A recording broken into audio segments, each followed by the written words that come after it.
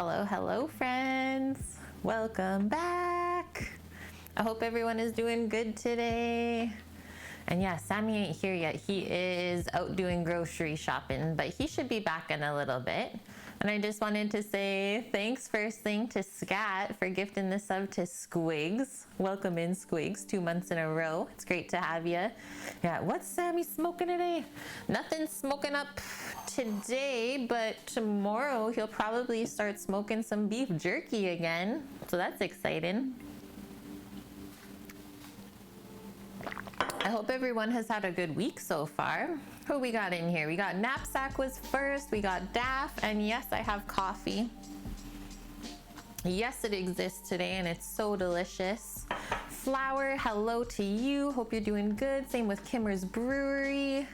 We got Bonk coming in. Both Scat and Bonk gotta go to work today. The worst. Well, here I am at work, so don't feel bad, friends. Hello to Head Wounds. Hello, Christian. Eye Shot. Sign Kitchen. Hi. And Mama Reagan. Yeah, good morning, good afternoon, good evening, wherever you are in the world. You're excited to see the risotto? Yeah, I did link a pretty good recipe there for it. I thought that was a good one, kind of similar to how I do mine. And then, yeah, with the duck as well. It's going to be so delicious. So yeah, Sam has the peas for the risotto. He has the lemon that we need for it. But I do have the arborio rice already. Yeah, good morning, Supra. Hope everyone is doing good. Once again, we have a wonderfully sunny day here out on the West Coast. It's just been an amazing couple of weeks. I really have to say that. Feels like summertime is here. And yeah, our last couple days off were really good, guys. We went into town yesterday, picked up fish and chips, brought it to my grandparents and hung out with them.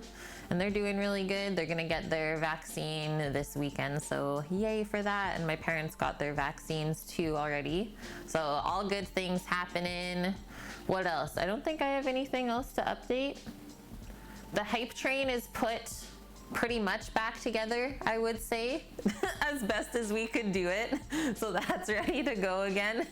It's kind of hard to put the Lego back together once you've built it, because you have to guess where all the pieces actually go. Hi, Lauren. Hello, Officer Larva. Yeah, it's been so gorgeous. The weekend will not be so much, though. Oh, a pee break for nature. I love that. Well, I'm sure we need it though. After all this sun, we need some rain, right? Hi, Zinc. Hi, Raffle Iron. Paloozer coming in here. Well, it's showing up for me, Paloozer, that you have 12 months in a row. So I think that's a VIP rolling in here first thing in stream as well. Oh, Scat, I wanted to say the emotes aren't coming up on my side for you, but we did change the prefix. So maybe check that out. And hi, Maj. Hi, Cooking Girl. That is 12 months. Exactly.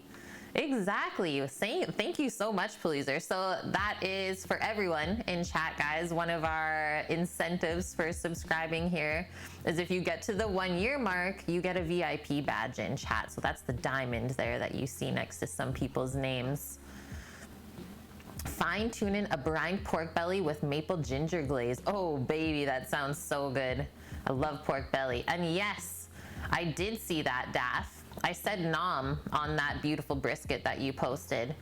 Okay, I'm just rolling into Twitch so we can get Paloozer set up here. Rolls. Add a new one.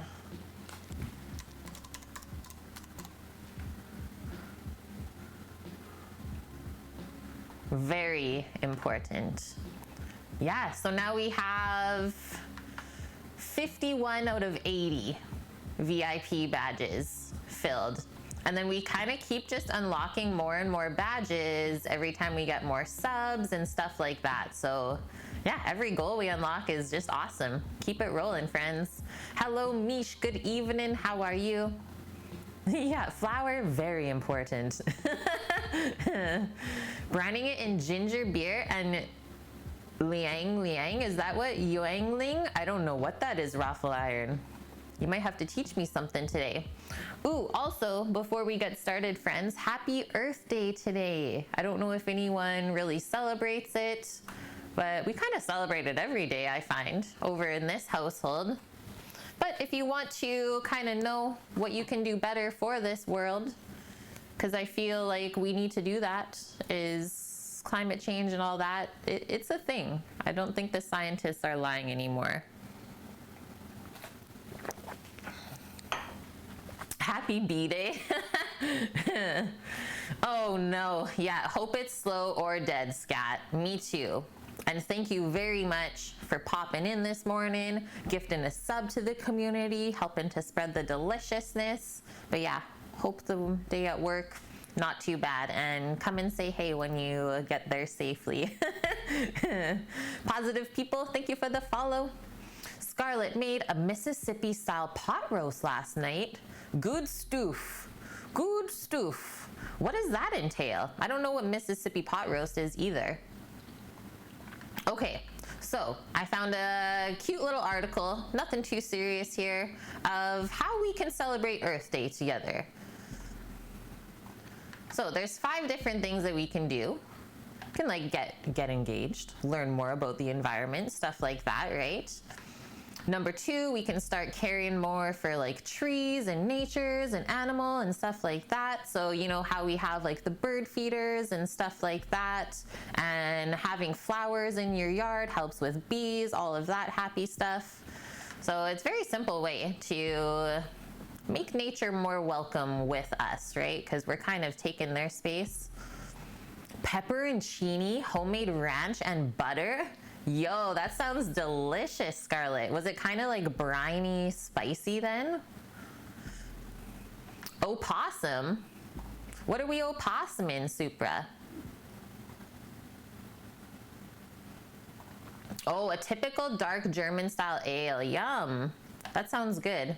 Okay, number 3 things that we can do to celebrate Earth Day, guys, is eat an earth-friendly foods. So supporting local, which is, we know, a big thing here on stream, is we say we are sustainable West Coast cooking. So we like to support our local purveyors, farmers, anything like that, as well as cooking with the seasons. So not everything is always in season.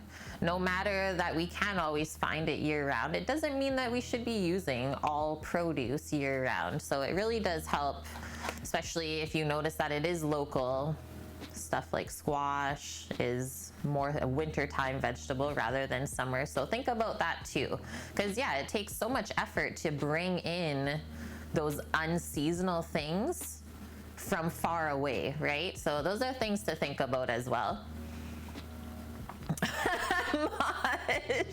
Simple way to help out. Yeah, that sounds so good, Scarlett. Briny, depending on how many pepperoncinis you put in, then you just shred it up. Deadly.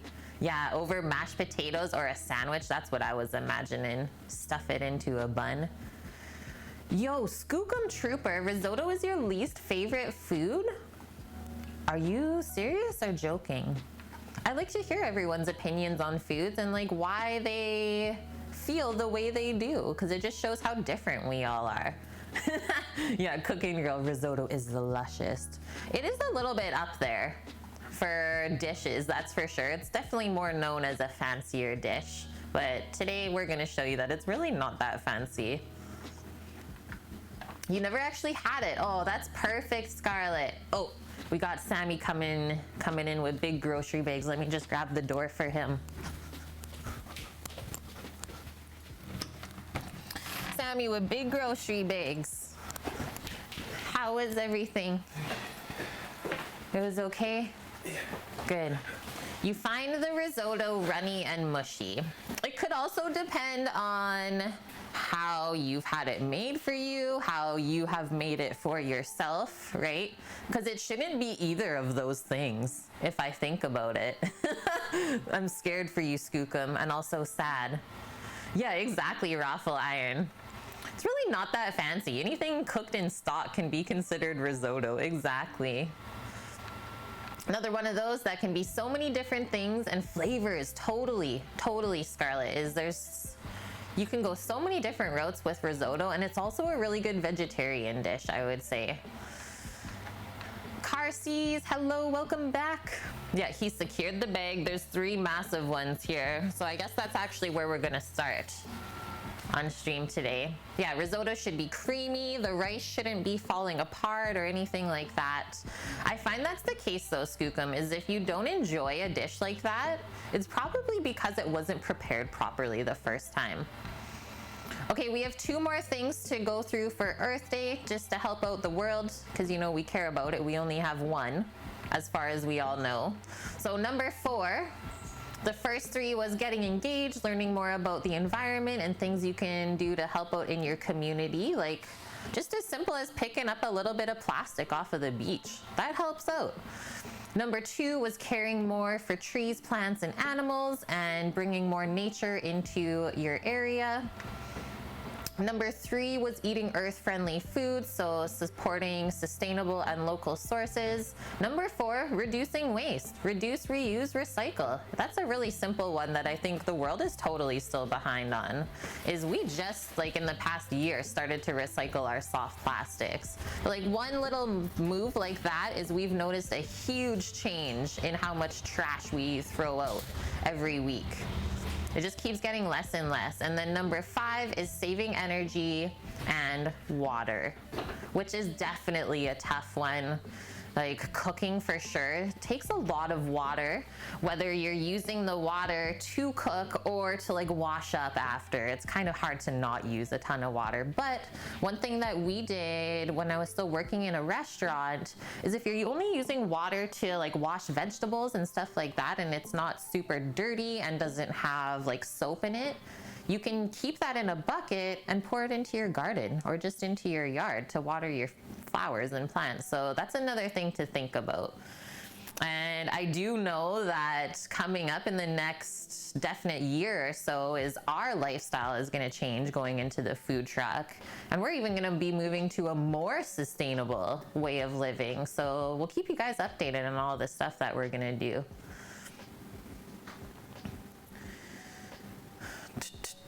Yeah, we only have 1 world for now, Maj. They did make oxygen out of the carbon dioxide atmosphere on Mars yesterday for the very first time. Yo, that's pretty cool. Thank you for sharing that. Yep. Fortunate thing about recycling is it's very expensive and a lot of localities pick up recycling, but they actually just take it to the dump. Oh, that makes me so sad, Scarlett. Citizens think they're recycling when really they aren't. Oh my gosh. Yeah, one note on that, like especially because we're on an island, we don't have any facilities like that. So it is kind of weird to see everything getting trucked off of the island and going to the mainland. Like that also just goes to show that obviously there's not even enough space here to hold the waste. Very interesting, for sure. Yeah, I'm more environmental when I'm drunk. Last night I helped water a tree. Good one. Okay, we have a gift to Sam Omdahl. It came from Germany. Somebody sent Sammy a gift. No, I bought it. Sammy bought this? We gotta open it? Yeah. Oh. Sammy bought something from Germany, and this is what it is. I have honestly no idea what this is, but away we go. Can I open it now? Yeah. Oh, love gifts. Hi, Suki. Yeah, Sammy bought his own gift, I guess. How's the week, Suki?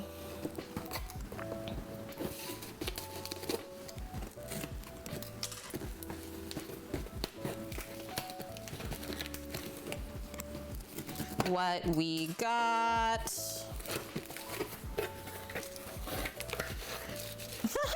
Okay, I need to show you guys how this is packed because I have no idea what this is. We got some little foamies. We got tinfoil wrapped in here. What? Do I unwrap the foil? What is this? Oh, what? Delicious. If I have any Europeans watching right now, they would know what this is. but you can kind of tell. Chocolate, hazelnut, wafers. You had to? I had to. Was it expensive to get it here? No, it wasn't. Oh, man. $13 for the 4 boxes. $13 for 4 boxes? That is not bad. No. I love how she packed it in tin foil. Right from Germany. That's the cutest stuff ever. This shit is legit. It's so good. So now we definitely have solidified Sam's a chocolate monster. Yep, it's a thing. And what is this now? Sex number 2. What? This box is like bigger than me.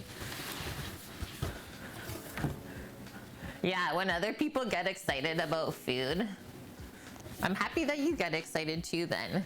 Okay, this one, holy. Okay, this is gonna be for sure for the Lego when we have room to build a proper hype train. This is going into the city. What? Still food related. Here we are, food and drink on Twitch. We got the diner. I wish Scat was still here, but he just went to work because he's our Lego fiend. Super cool though. Wait, is there a wrestling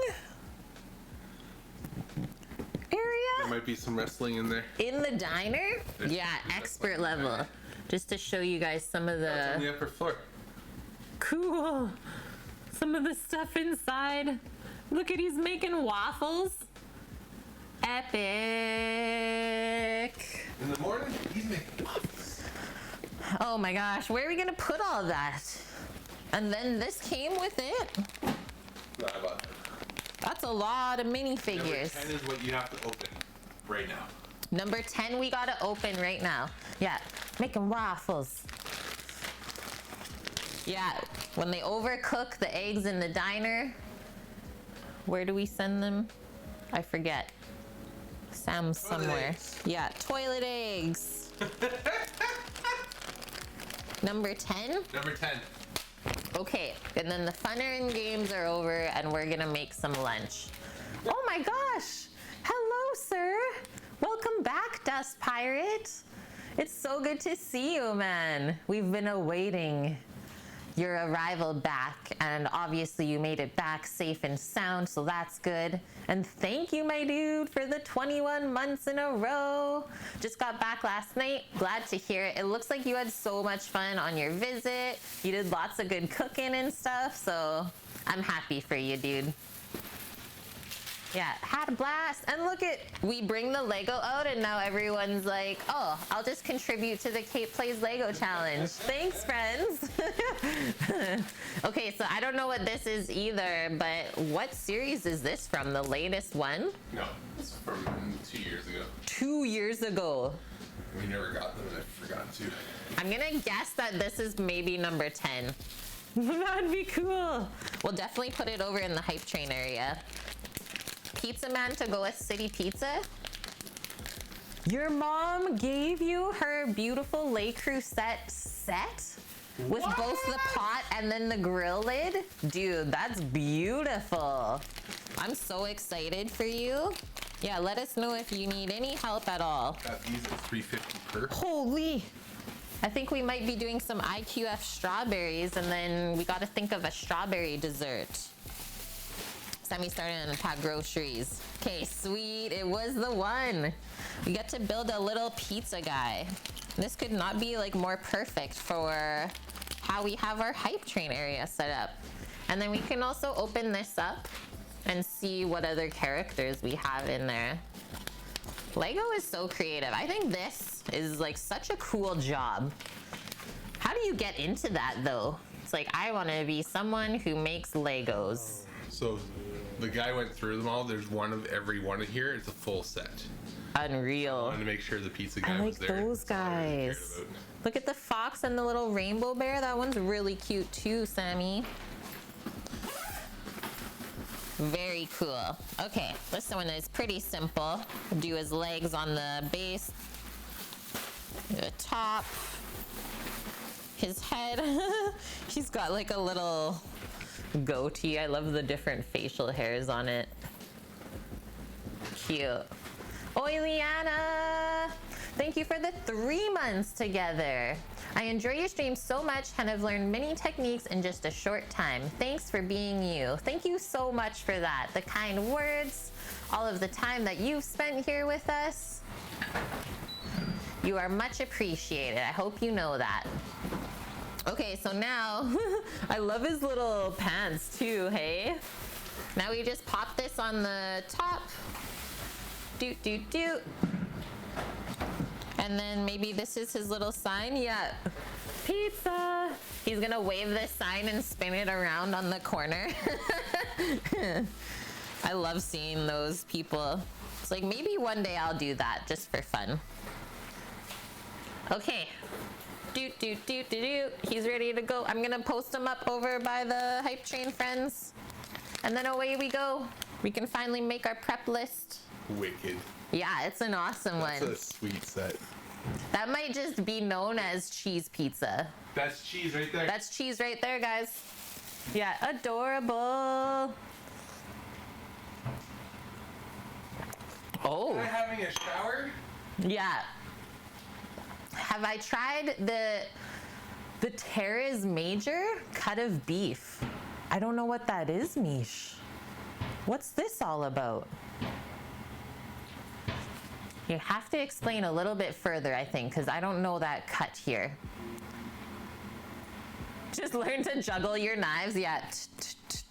Come and check it out. Butcher said to come in tomorrow and get some. Okay, let me look this up then. Let me see what he's telling you to get here.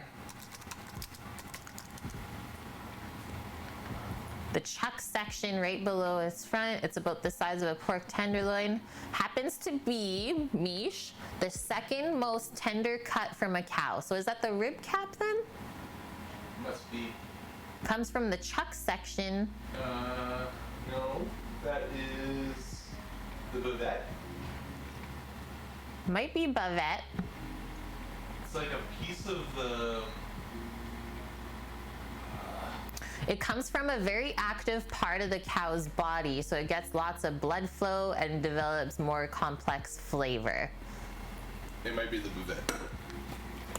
It says normally though, lots of physical activity leads to tougher meat. However, because the teres major sits just below the cow's leg, so it's just like a supplemental muscle, it remains melty tender with all the added flavor benefits.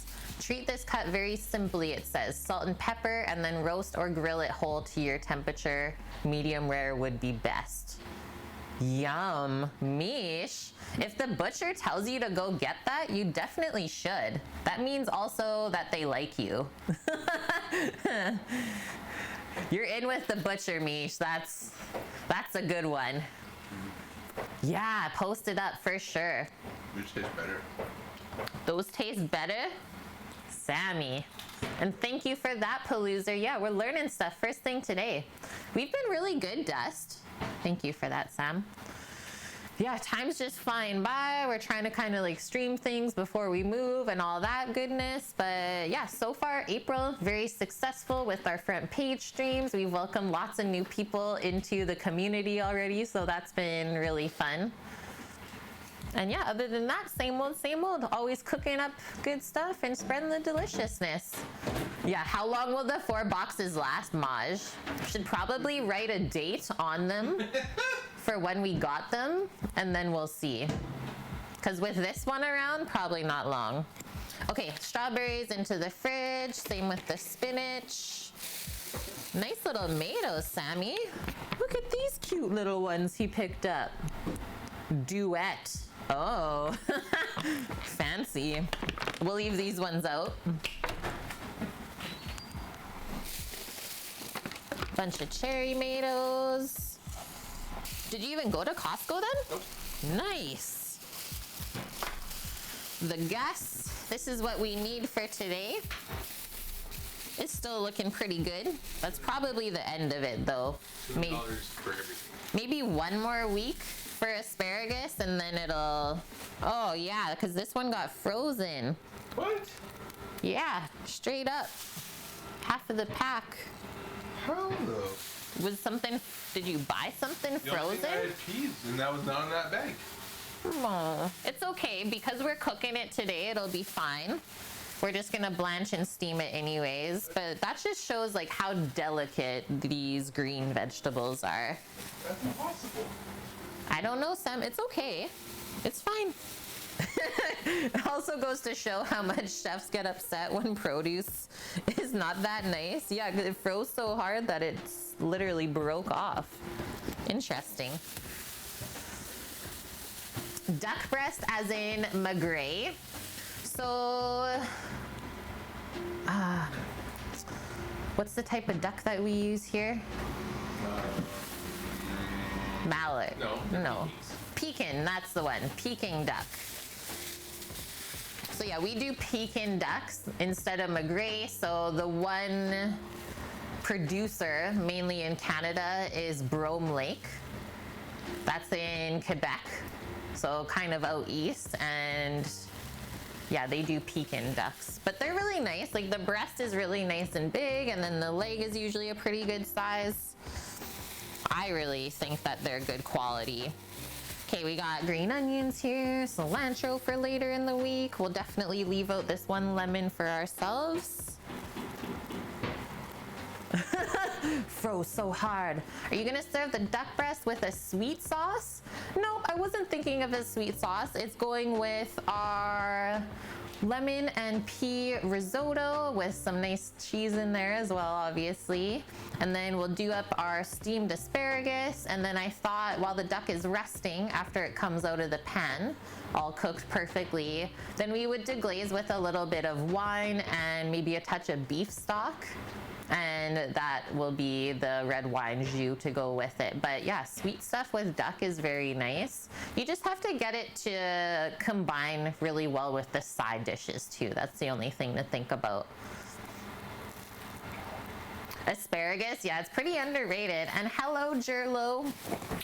Hope you're doing good.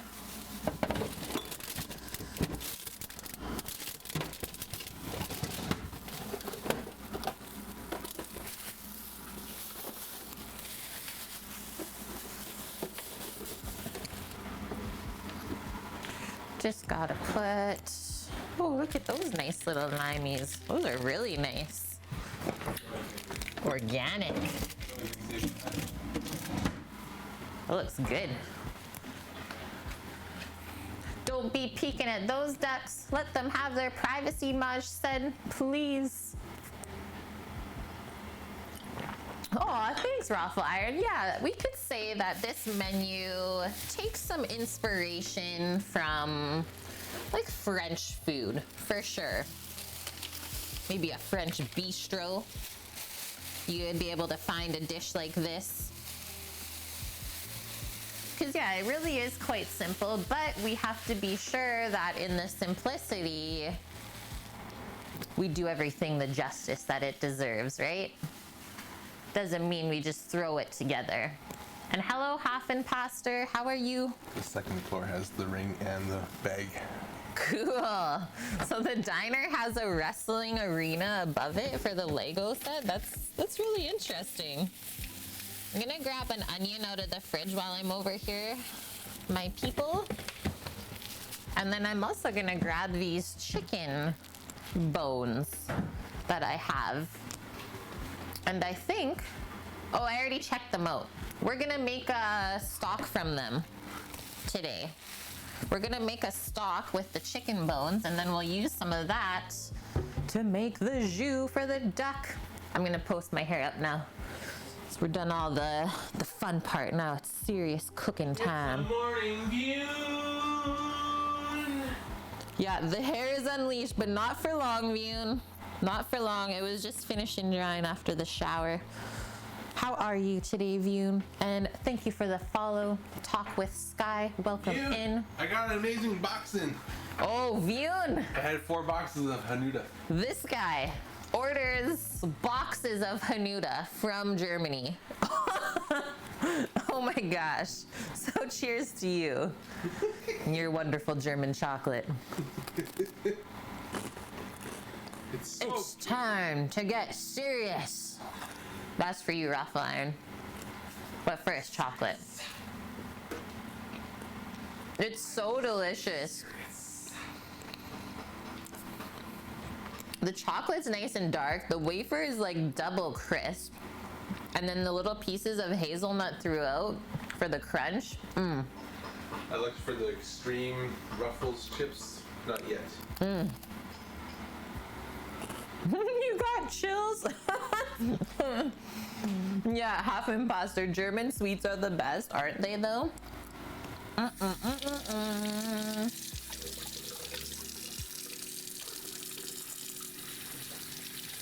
Need to copycat it. That would be a tough one, Maj. I don't know if I should mess with that.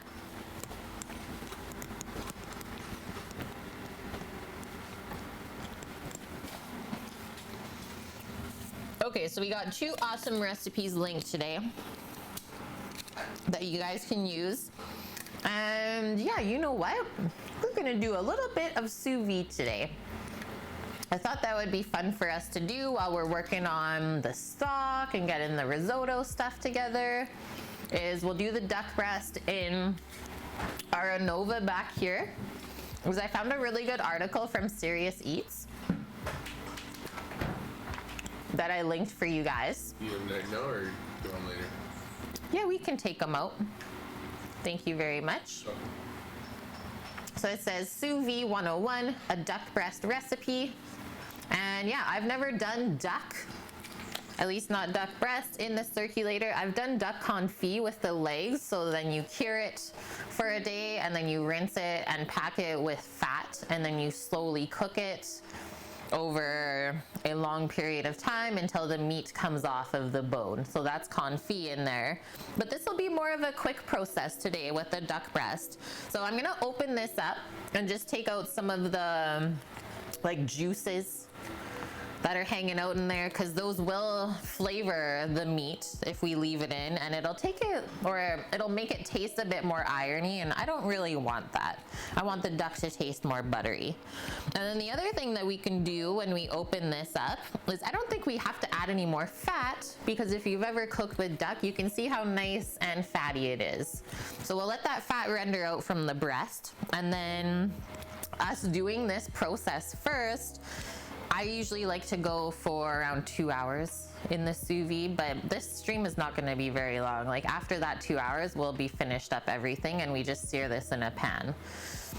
So yeah, in those 2 hours is the fat will render out from the skin, and then when we go to sear it up in the pan, it's actually gonna get really nice and crispy, getting some of that extra fat out of there. Thank you, Jerlo, for those 100 biddies as well. And then if we look at the back side of the duck breast, there is a little bit of connective tissue in there. And us cooking it kind of slower over an extended period of time, that'll break down that connective tissue and make it even more buttery. So there's that. Just gonna pop those there and we can read through the article. So here's what they say. They say, as a meat that is best served medium rare, duck breast makes an ideal candidate to cook sous vide. Just making sure I'm not missing anything in chat. Kenji did a flex recipe the other day on his channel, black truffle French omelet. Holy, that's cool, Scarlett. Yeah, no one wants irony with the duck. High powdered toast. Duck can be tricky, often it comes out too greasy. So yeah, we'll show you today how to make it really delish. Okay, so they say duck is best served medium rare, and I will agree with that as well. So by cooking it at 130 degrees Fahrenheit for 2 hours, much of the fat under the skin begins to soften and render out, while the proteins in it begin to set, making it easier to crisp without shrinking on the stovetop just before serving. So duck just gets really greasy because of how fatty it is, Scarlett, because there's a lot of fat under the duck skin. So yeah, if you cook it wrong, it can become greasy, but I've never really had this greasy version of duck that people are saying, other than the one time it was like insanely overcooked, but that was a goose. That was a goose. So yeah, I guess if you just botch it up completely, then it'll taste greasy and kind of flavorless, right? Can you still cook duck medium rare if it is wild duck? Yes, you can, Zinc. Yes, you can. And that's because of the color of the meat. Oh gosh. My OBS chat window just died, guys. I don't know what happened, but now I just have a creepy little Twitch ghost hanging out. I don't know. Did Twitch just die? I'm gonna go back to my stream manager and make sure everything's okay. Interesting. All right, we're gonna make do with this today. Let me just streamline this for myself because I literally just lost my chat window in OBS. Creepy Twitch ghosts. Yeah. Yeah, ducks don't have the same salmonella concerns as chicken. No, they don't. And it's fantastic. Yeah, and it's wonderful.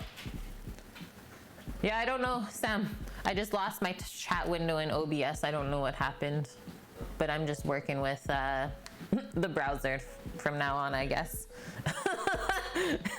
Is there ever a day where something is 100%?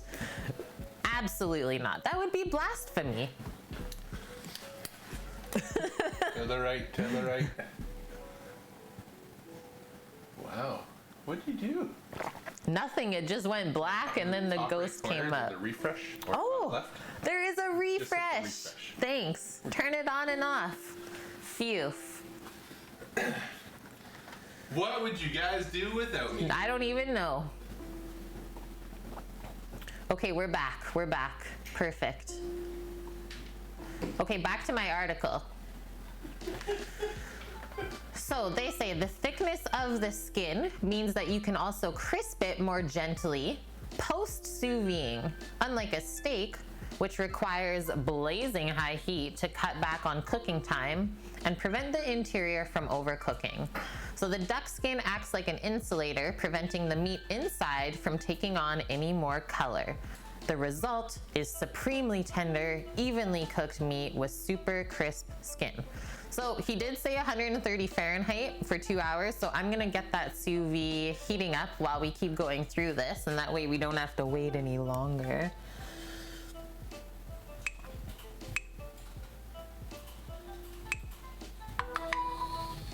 Away we go. Thank you, Tony, for those 250 biddies.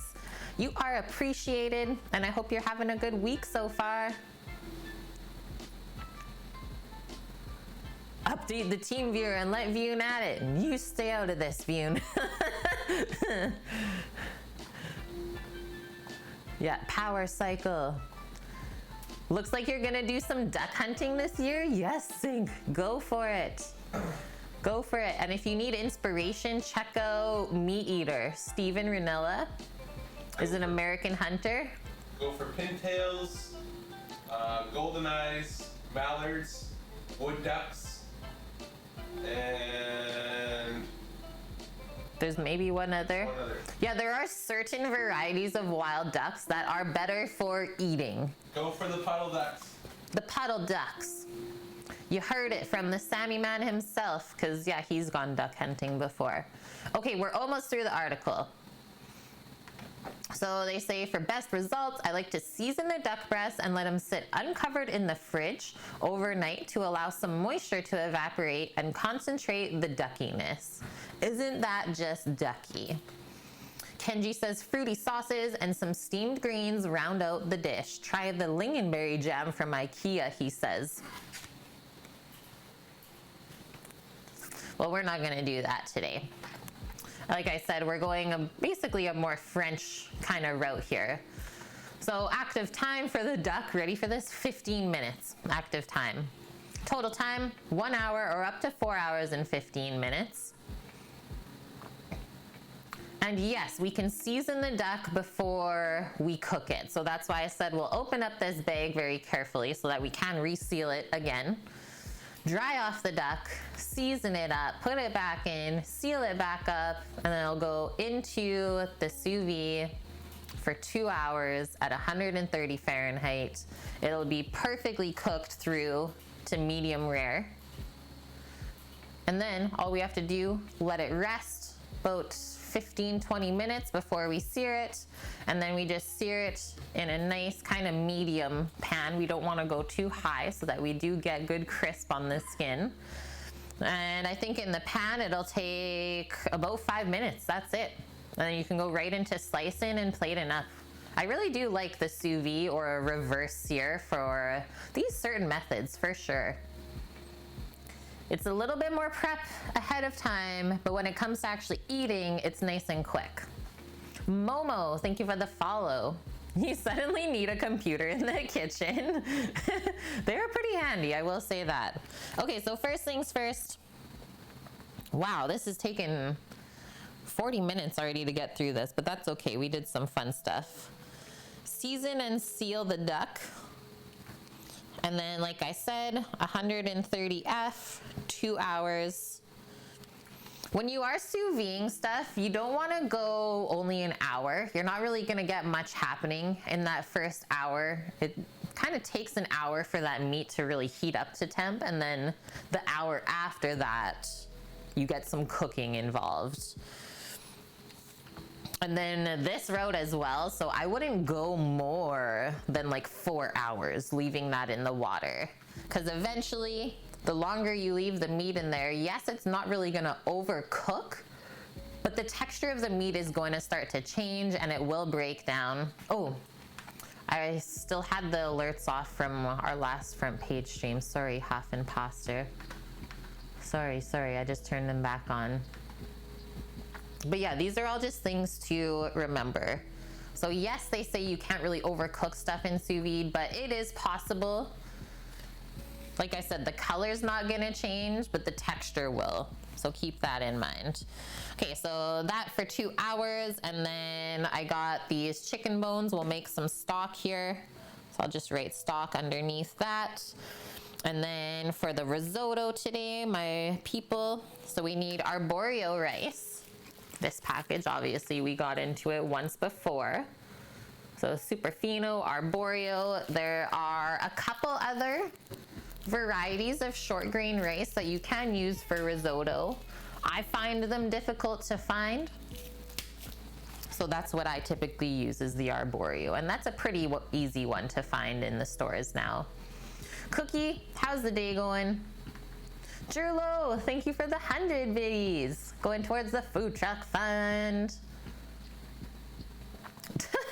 Raffle Iron, best thing about pink peppercorns has got to be it makes your burp smell like flowers. Very fresh. Okay, so our rice, we got that. Very important. We need peas and lemon. That's going to be our main flavorings for the risotto today. Oh yeah, that too does. Yeah, since you've been gone, we added a bunch of new emotes as well, so feel free to use those. Hi, Double Tap. How's it going?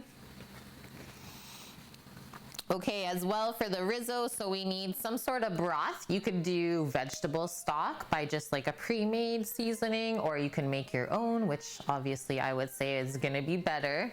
And yeah, we're gonna do a chicken sort of broth for the risotto today.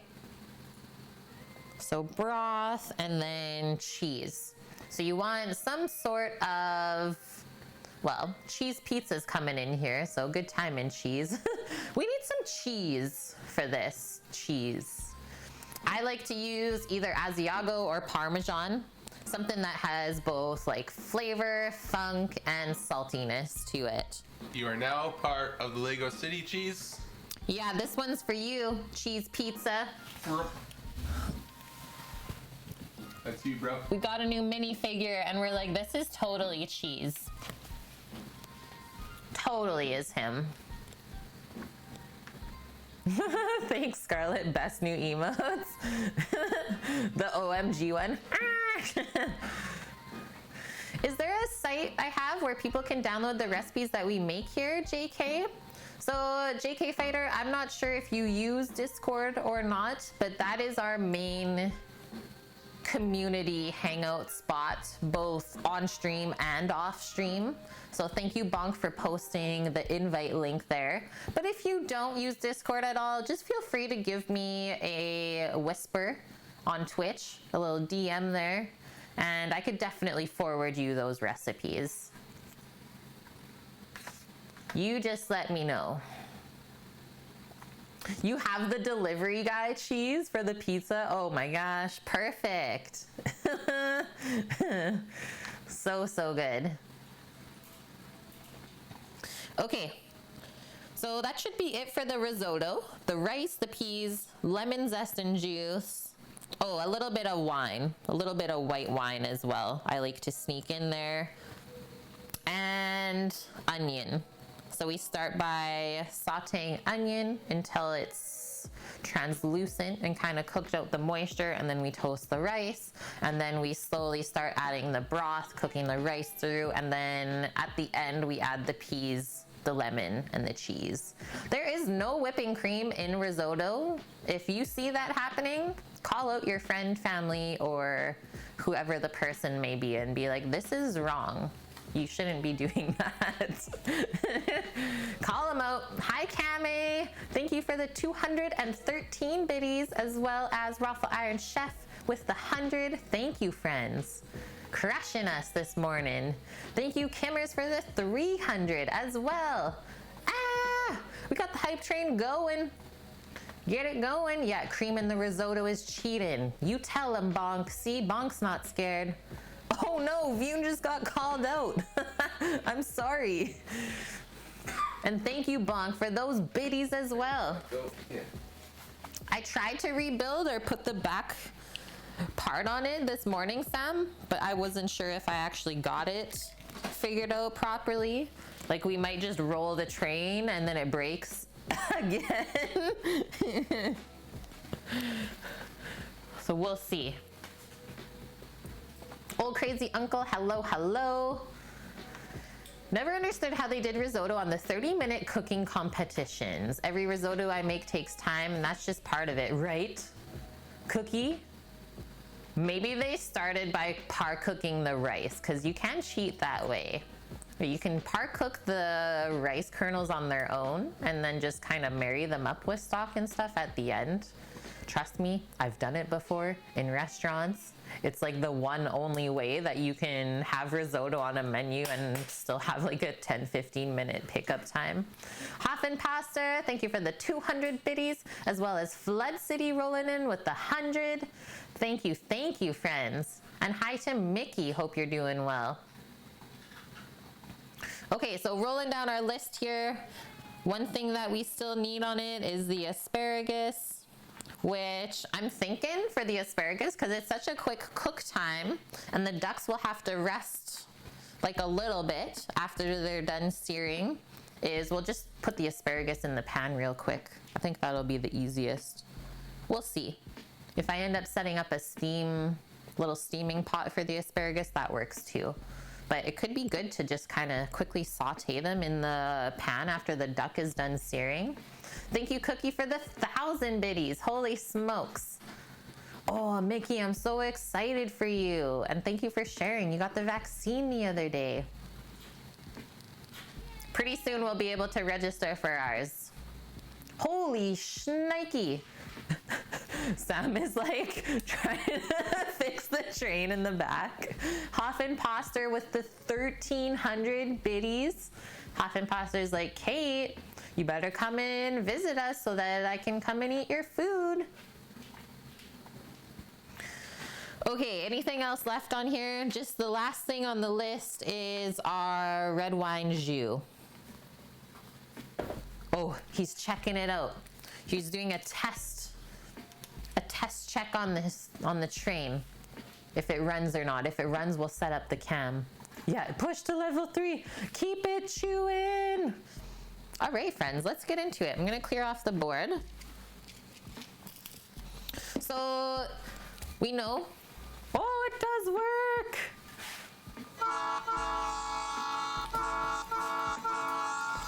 We know that the duck's gonna take 2 hours and a little bit. so that while we're doing the duck, we don't really have to pay attention to it. We can work on everything else on the list. So we'll get the stock going, because that should take about an hour or so to marry on up on the stovetop. We'll get our onion diced for the risotto, get all of the ingredients ready for that. Same with the asparagus station, so that when the duck is done there, all we gotta do, sear it off, make sure our risotto's good and our asparagus is cooked, and everything goes on the plate. Boom. Let's go, guys. Boop, boop. Thank you, thank you.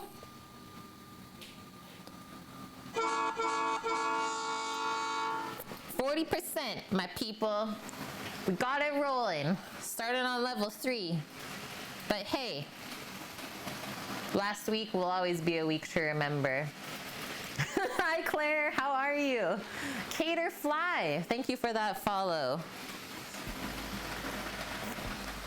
Yeah, I really had to go back and look at the clip of when the train derailed last week. It was so crazy. Yes, Crux. Yeah, duck, one of my favorite proteins. And I will say, the way that we cook duck, I always thought that I cooked it really well. Kind of know that we cooked it well because we changed our friend's mind. We changed Paul's mind. He said to us that he doesn't eat duck. He doesn't like it. Holy! Okay, see, I don't get that stuff. You should send your notifications what it is. Just says gifted a tier 1 sub. Oh, no. Hoff Imposter with the tier 3. There it is. Thank you so much. Was it delayed? I think so. Okay. Yeah, it must have just came in. Thank you for that. Yeah, you get special emotes with that tier 3 sub. We got Supra giving biddies. It's over 4,000. Okay, I gotta turn this up to 100 then. Oh man, we got Pepper. She's like, guys, I heard there's a train. Pepper, come on, don't miss it. All aboard. She's like, what?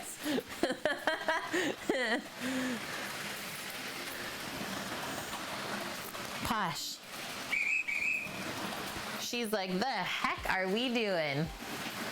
Let's get it. Are you ready? What's this all about? Come here. It's okay. It's okay. It's just Legos. It's just Legos. See? We can touch it. No, don't touch it. Way too dangerous if we touch it. Yeah, where's the food? She's like, I think I'll come back later. Not too sure about this scenario that's going on here. No worries.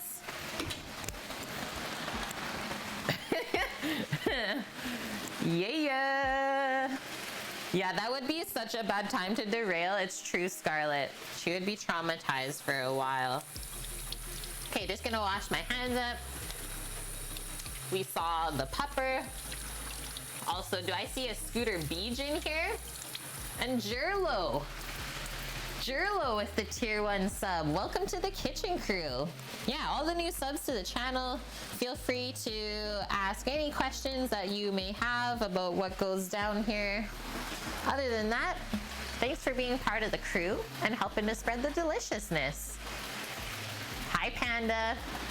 It may be a wild one. I mean,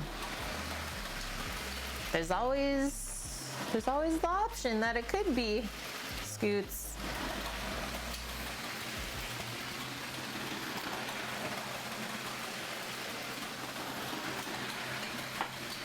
I see the crane string flying around.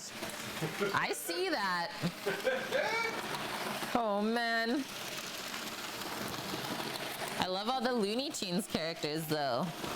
Maybe we'll have a funny, we'll do a scene one day with like the Roadrunner and and the coyote on the track, because that's the typical thing, right? Yep. Weren't they always on the train? That'd be perfect. Thank you, Supra, gifting this sub to Oh My MCW. Oh My. Welcome in, Oh My. Yeah, exactly, Scarlett. Dog contributing to the Lego challenge is really just him saying he wants to play Legos on stream. So good.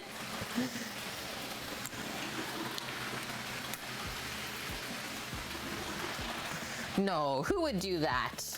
Legos? Yeah, legit. It's legitimate. Yeah, like do a little tie-up, tie them onto the front of the train. I like it. Good idea.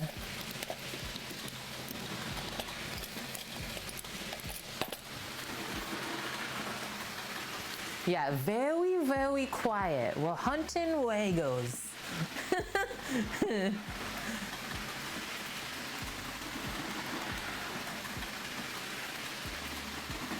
What do we still need? We still Lola. Yeah. We need Sylvester, Daffy, Kaz, Oh. and Mr. Book. Yeah, we still need a couple.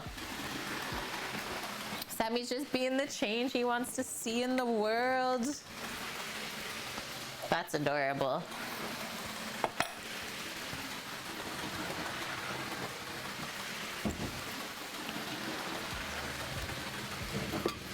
Just getting my little duck station prepped. And congrats, friends, we made it.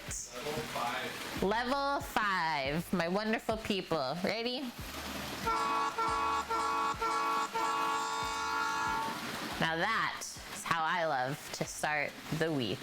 And thank you, everyone that contributed during that. Ready? For level 5, you get this one. We gotta park the train up, back in the spot. Well done to all the conductors. We did not derail, and that is a positive. And we got all the level 5 emotes. Lovely. Thank you for that, friends. Oh, I like that new little one. A hype mage. The wreck's coming. Thank you, Sammy. Okay, Sammy says Level 5. level 5. Every time we hit level 5 on the hype train, we'll open a new minifigure pack. I swear we are gonna get cooking. Oh no, Maj. Maj got lost in Albuquerque. Maj. Come back. Yeah.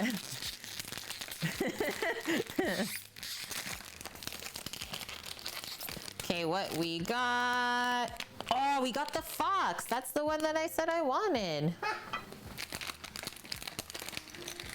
Where's that little paper at?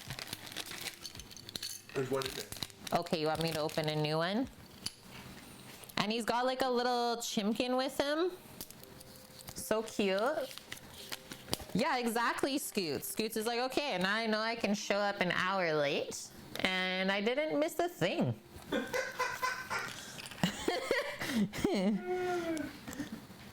I love his little tail. This just reminds me of the song. I'm not gonna say the name of it. What did the fox say? Oh no. When you think you know your husband. What is this? Yes. What is this little thing? It's a bag. He's stealing the chickens. He puts the chickens in the bag? Wow. That's aggressive. I don't know how I feel about that. He definitely has a little sly smile. Yeah, he knows exactly what he's doing. Yeah. Exit left stage, Torino. I didn't expect that to come out of his mouth either. The more you know. Maj, okay. So let's get into it. We just gotta take the duck out of the bag. I'm gonna cut it pretty carefully so that I can hopefully reseal this again. Not use any more plastic. Just gonna get rid of the top. And then just gonna put a cloth here to wick away any moisture from the meat.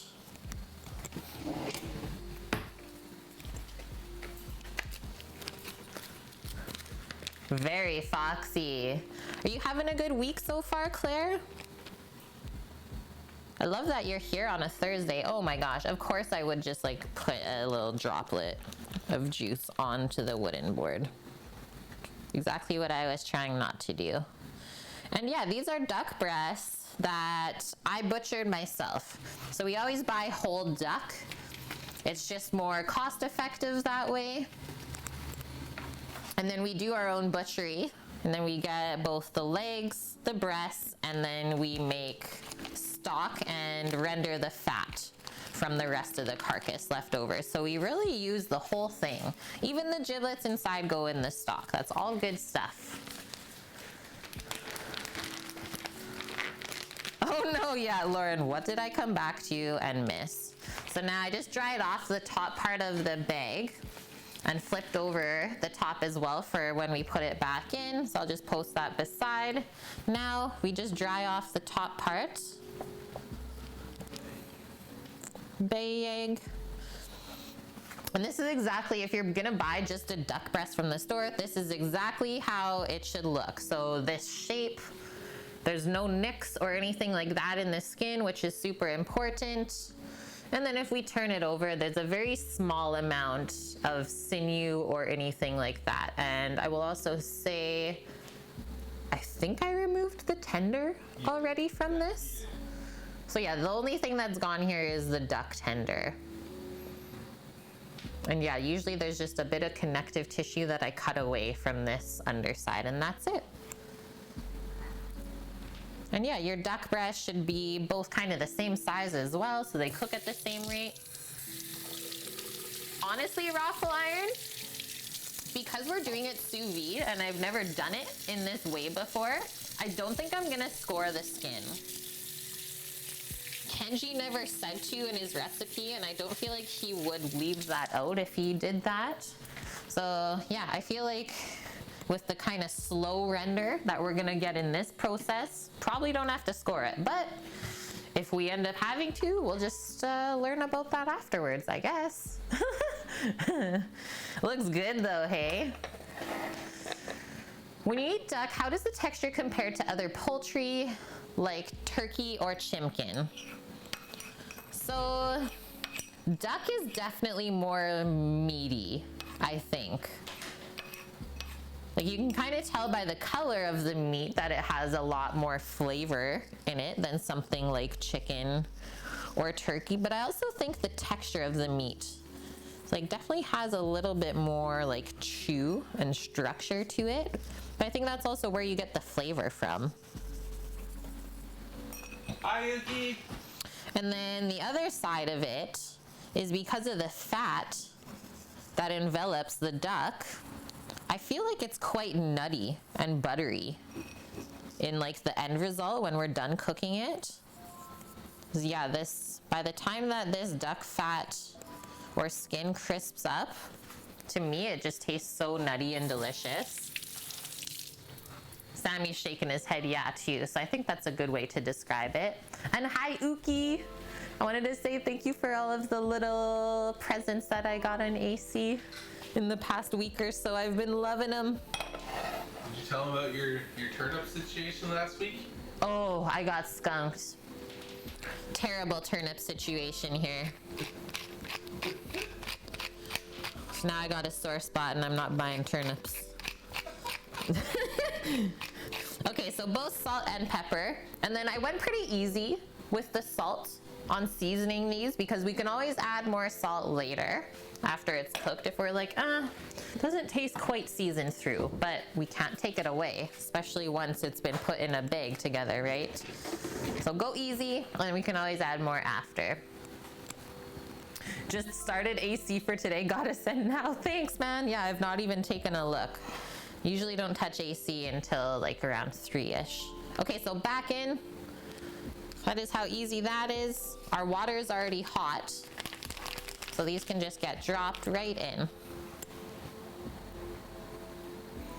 What happened to my turnips dust? So I think I bought 100 turnips in Animal Crossing. And then...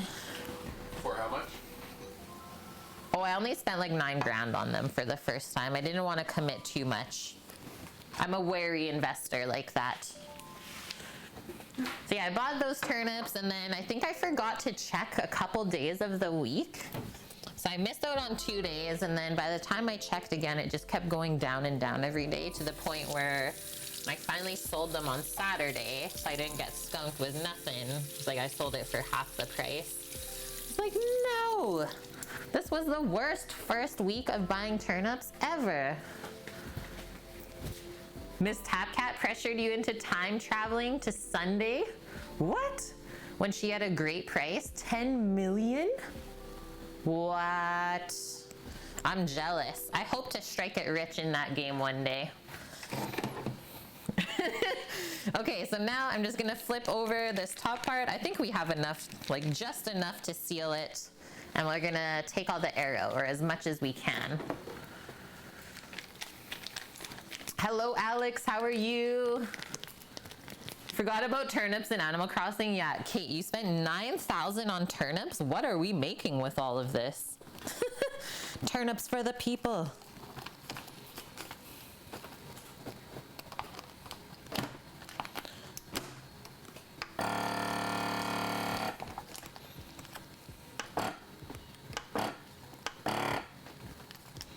Want as much air out as possible.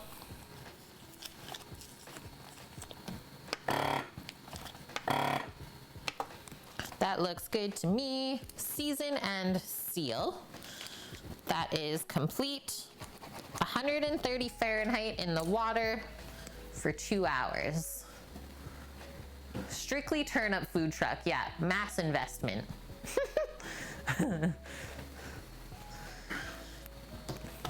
Seal it up. Turned up the beat. I actually like that one, Lauren. Okay, so now test it out. There's no way that this is opening up, and then that's how the seasoned duck breasts look. Now, just go over here. I think I'll use a little clip to keep it floating around. The lid comes off. Here, I'll zoom in for you guys, because we can do that as well here. Going right into the circulator. Past the sink. I think that'll work. Oh yeah. Oh yeah, oh yeah. You guys can see that. So there's a little metal rack that sits in the top part of this container that we can kind of clip the plastic bag to so that it doesn't just sink onto the bottom. So usually I just drop that like that and just use this little clip to keep a grip on the whatever we're sous videing in there. And then it'll usually just kind of turn down when I put the lid on. I think I need just a touch more water in there though. Gonna grab a liter container. Good thing about our sink here is the water that comes out of the sink is actually hotter than the temperature we're cooking in there right now, so it won't cool down at all. Kind of hilarious. Yes, yeah, all the plastic. So that's one thing you really have to watch for is the cheaper companies, the plastic bags that they sell are not rated to the heat of being able to cook with them. So sometimes cheaper is not better. So that's definitely one thing you gotta watch for. And yeah, welcome back, Scat. I was sad while you were driving to work, Scat, because Sammy came in with some Lego surprises that you would have loved. You would have loved. Okay, so now lid is on. That's all good. No heat's gonna escape. And now I have a timer here, so I'm just gonna set it. Hey, right there. So 2 hours on the timer. Wow. The downtown diner. And then we just press start. And then the timer will count down and let us know when it's done. Easy as that. Sounds good, Vune. Have a wonderful night. Take care of yourself, and thanks for popping by. Okay, does that make sense for everyone? Quick little sous vide lesson. Oh, you got to see the wall of knives. Rare occurrence. Okay, that looks good. Looks good. A good one, it's hard to find. Yeah, I'm so pumped, Scat. I've been wanting the diner for a long time, so that was a good present for sure. I found it. Sad the Lego bonsai trees on back order will ship from the website in 2 months, Yeah. Uki. I think Scat got it, didn't he? Yeah. Sweet. Okay, gonna put the vacuum sealer away, and then we'll get the stock going. And then I'm gonna take a really quick bathroom break. I want to get the bouquet of flowers. I think you can have that sitting in your kitchen no matter where you are. Sammy's like, I'll get you flowers for the food truck. I love it. Are we gonna be able to have like a little windowsill garden? Hopefully, yeah. Yes. We can use some taco photos. That's what I'm thinking. Get more space. Okay, next one on the list is our stock. So these are chicken bones from when Sammy did fried chicken the other day for us. You have it a bonsai, but you've not built it yet? Are you like an avid Lego collector then, Scat? Like, do you just collect sets and not build them? Or you buy what you want to build? So this is what I'm pouring out. It doesn't look amazing, but there's lots of good flavor in there and nutrients. So just pour some nice cold water over this, and then we'll bring it up to a simmer on the stovetop. I would say at least an hour, if you can let it go for that long. Up to like 6 for sure, and that should give more than enough flavor out. So yeah, we'll use both of the chicken stock for when we do the sauce for the duck, as well as the broth for the risotto. Might as well.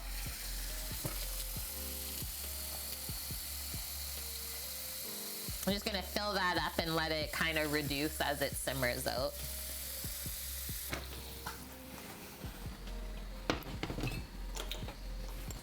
Medium high heat. Okay, I'm gonna be right back. Hold tight, friends.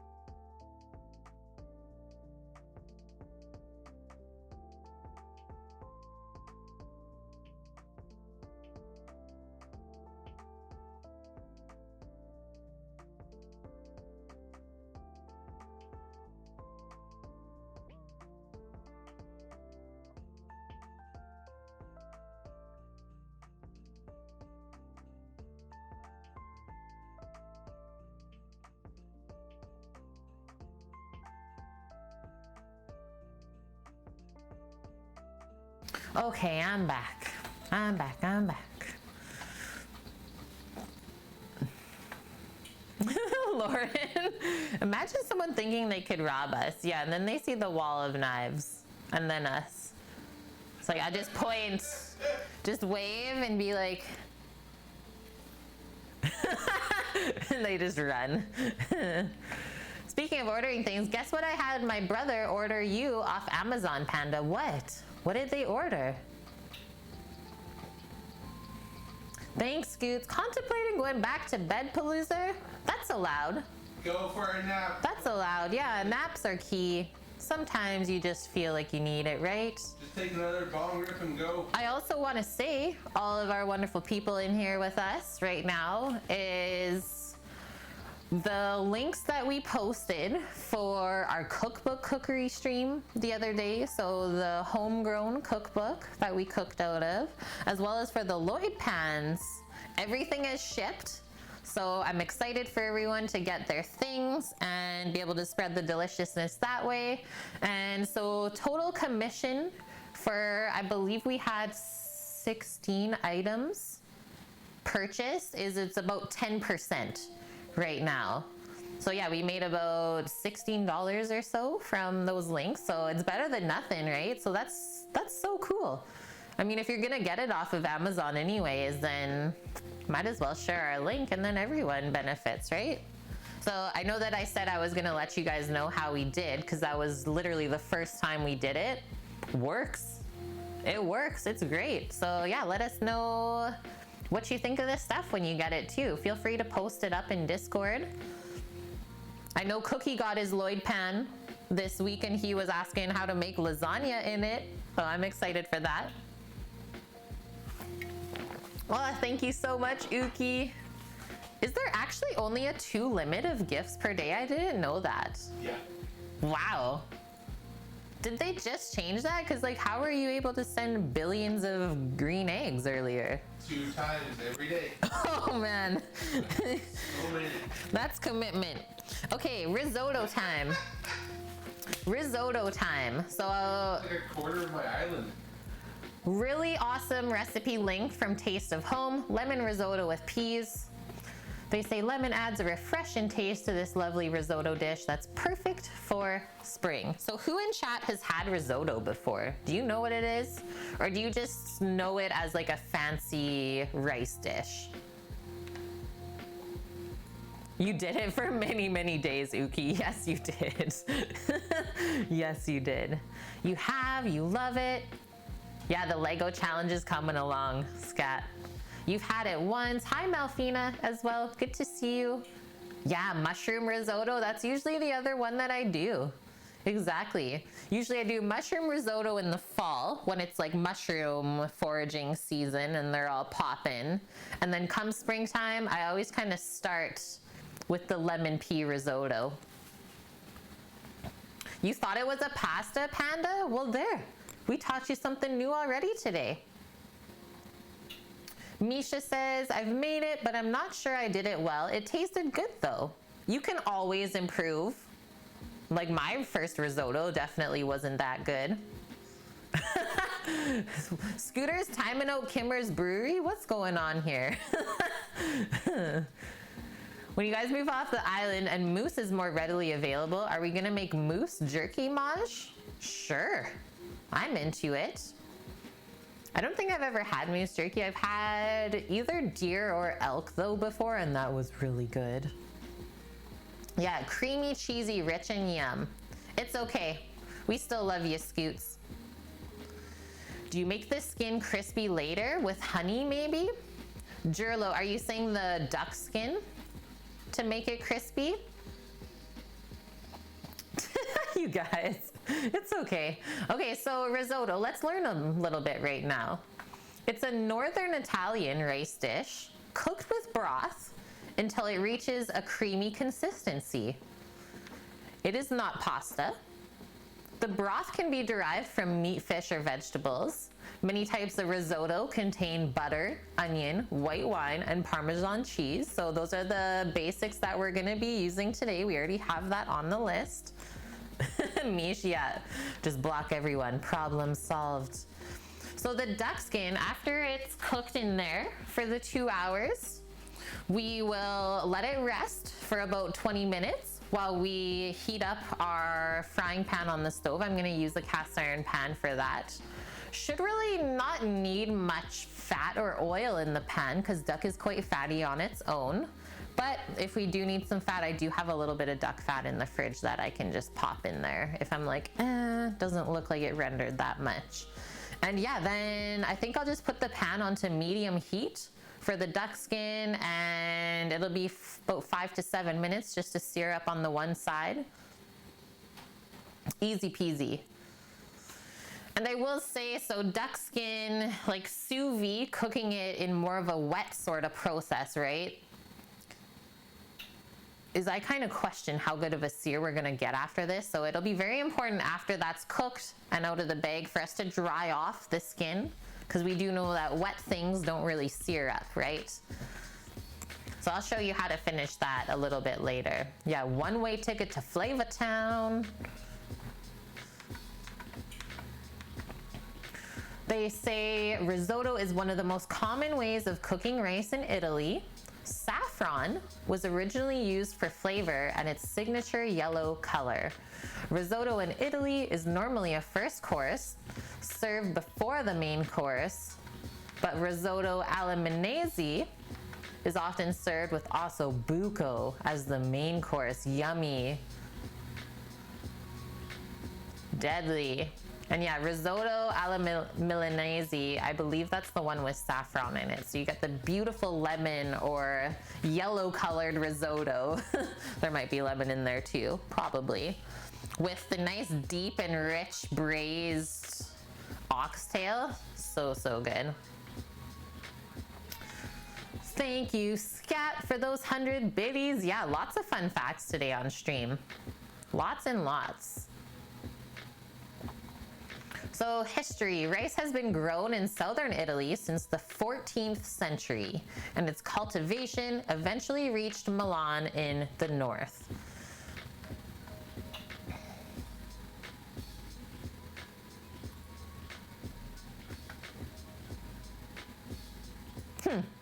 The question of who invented risotto in Milan remains unanswered today. Insane. So we actually don't really know who first made this dish or where it came from. That's not often the case. Usually there's like someone that claims to the fame, but the fact that they don't really know, very interesting. Oh no, Uki. No. So basic preparation. There are many different risotto recipes with different ingredients, but they are all based on rice of an appropriate variety cooked in a standard procedure. Risotto, unlike other rice dishes, requires constant care and attention. The rice is not to be pre-rinsed, boiled, or drained, as washing would remove much of the starch required for a creamy texture. So no rinse in the rice here, guys. Properly cooked risotto is rich and creamy, even if no cream is added, due to the starch from the grains. It has a little bit of resistance or bite, known as al dente, so same when you cook pasta. And the grains should still be separate and not broken up. The traditional texture is fairly fluid. They kind of call it wavy or flowing in waves on the plate. So it shouldn't just spoon out onto the plate with like the liquid separate from the rice kernels. It should be all one sort of texture or consistency where the rice holds the creaminess over itself because of the starch. It must be eaten almost immediately as it's served, as it continues to cook in its own heat, making the grains absorb all the liquid, and then it will become mushy and also dry at the same time. And I will say that when you're making risotto, you really have to try and time it out to be done at the point when everything else for the dish is complete. And that's also why I typically choose a pretty simple side dish if you're gonna serve risotto. So it's just a simple syrup of the duck breast today and a steam of the asparagus. That's it. No pre-rinse, exactly. Oh, you're okay then, Uki. You made it out. You first learned about risotto in a mystery book. The main character was a chef and her husband swapped a dish for risotto to make her stay at the stove, so she couldn't poke around for clues or something. Okay, that's a pretty cool thing to remember, Misha. I like that. Perhaps rice was first brought to Italy by Marco Polo, and it probably took him a while to learn to properly cultivate it. I would say so, Panda. I would definitely say so.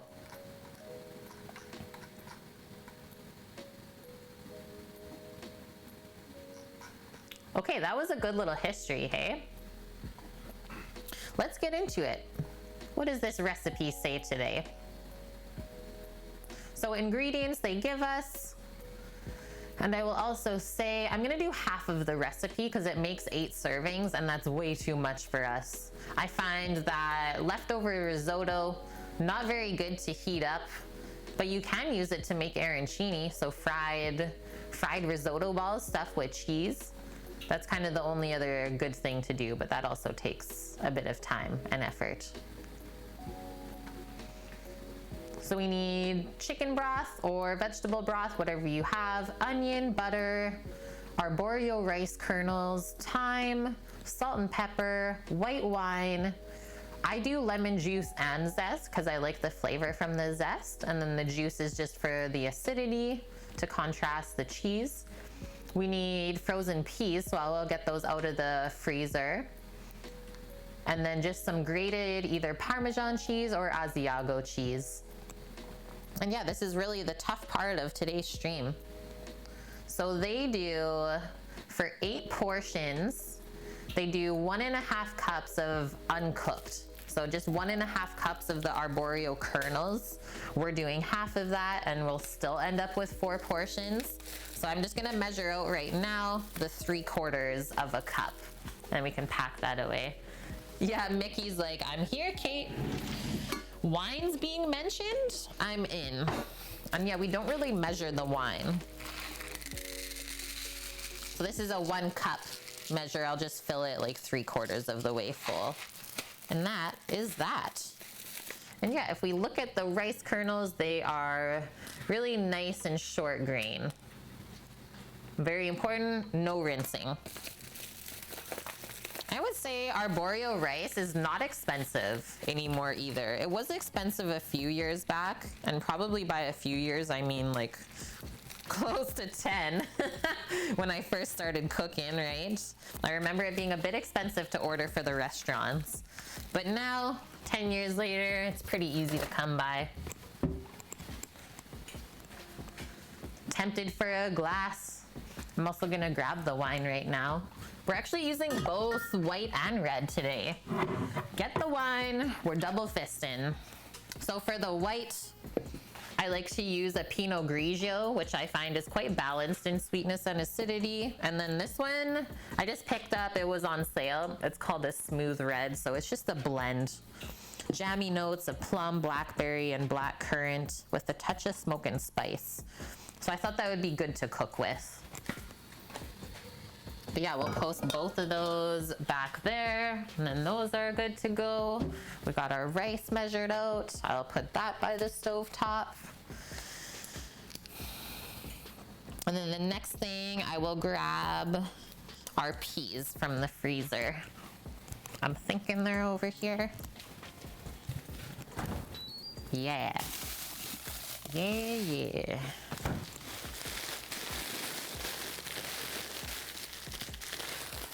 You're gonna be good, Mickey, and wait until Friday. You're so good. Good job, Mickey.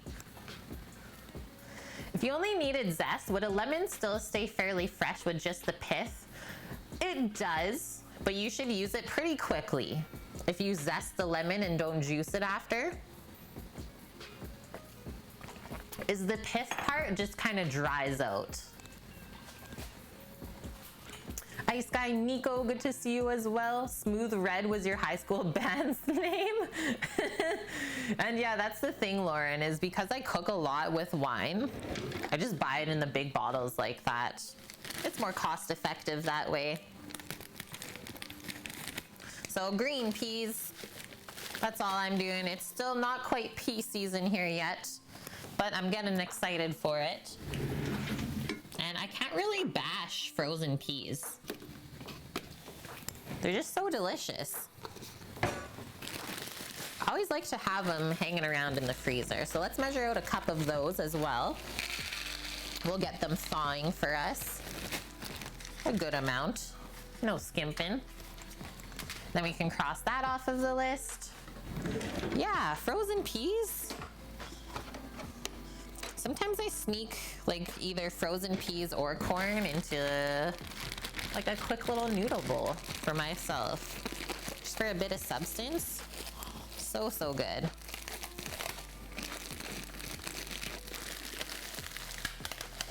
And hello, a base.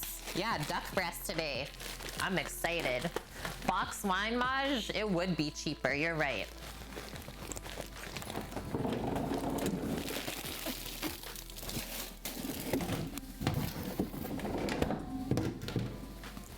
Another thing crossed off, and then we can get into our lemon. Why don't we zest and juice it first, and then we'll get into our onion.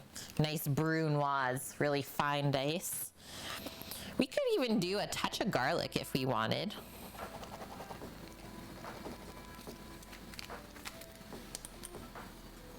Frozen peas are often better than fresh, right, Crux? That's what I think. Because yeah, they're picked at their prime and then frozen right away. Whereas, well, depends on where you're getting your fresh peas, but if you're not growing them yourself, it takes a bit to get the fresh produce to you.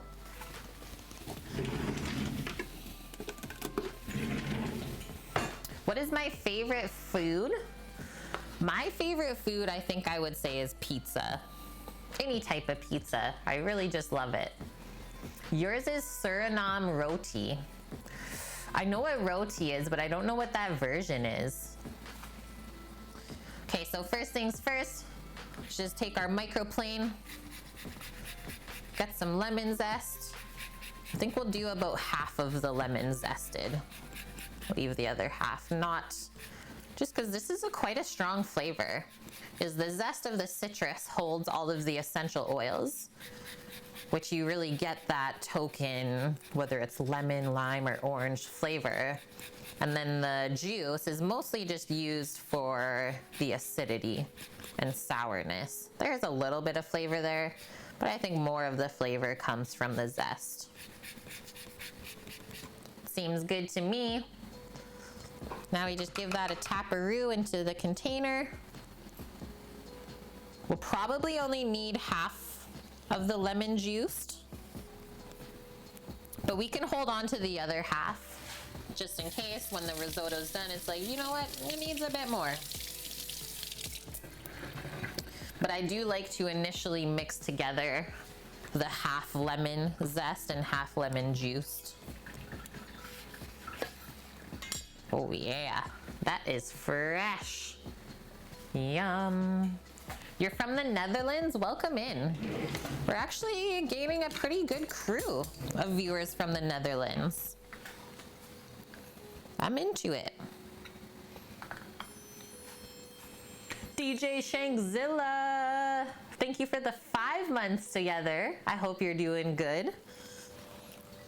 Happy to have you part of the kitchen crew. And more dead aliens, thanks for the follow. Not more. Oh man. Just take this out. No seeds allowed. There we go. Just give that a little mix up. And there's our lemon juice and zest that we'll need for the risotto. We just put that over by the stovetop and the rest of the ingredients that we're commingling. JR Cloud food. Do I still work at a restaurant? I do not. I do not. It is both myself and my husband. We have left the restaurant industry and are now in the process of starting a mobile food business. I'm gonna use half of this onion, but first, I was trying not to show you guys that end because it's terrifying to me. I'm gonna take care of this one side. I'm gonna give it a pretty good amount to trim off, just because sometimes I feel like the cancer where it goes bad kind of goes farther in. Sad times. Okay, that looks better. And now I'm just gonna put it on the flat side and cut it in half this way. Oh man, she's even sprouting. what is this madness? I'm gonna take this out because it usually gets bitter when our produce goes into like the vegetation stage. It's just flavor spots, Paloozer. Funky fresh, if you will. Okay, I think that's all good stuff. I'll just trim off this top part too. It's a bit colored. I think that looks good now. Now we'll grab a container for this too. And then to show you guys how I'm gonna cut it so you can see the natural lines in the onion rolling this way. And you can almost follow them to the width that they're spread out. So that's kind of the size that I'm gonna be aiming for. Is the way I was taught to make risotto in culinary school is you wanna match everything you put into the rice to the size of it, pretty much. I know it sounds impossible, but don't give up, and practice makes perfect. And then I also follow the natural curve of the onion to get really proper slices. So yeah, just use your index finger to guide your knife blade.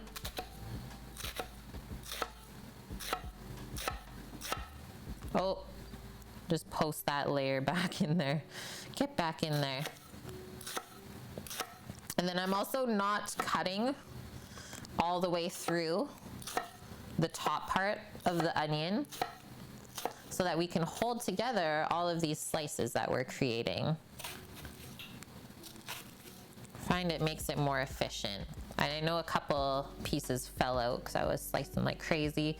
Now that we're at this part, just give it a turn and then we can come back through the other way and get our dices.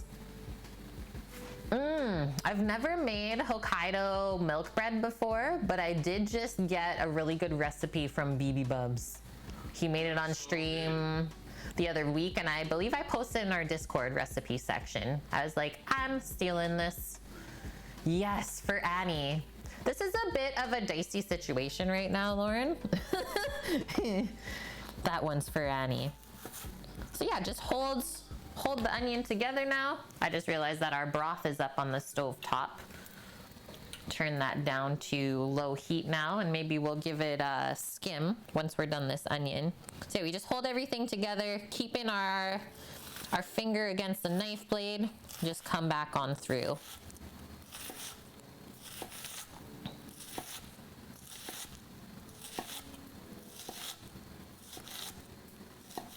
And honestly, this end, because I have broth on the stovetop, I'm gonna use that as an excuse to put all these scraps I don't wanna cut. But we can come back through these little pieces still. Put some onion into the chicken broth while it's cooking out. It'll add some sweetness.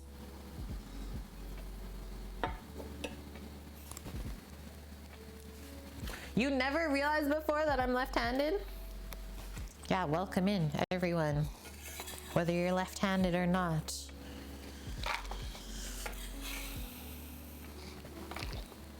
I feel like there's lots of viewers, though, from what I remember, that are left-handed as well.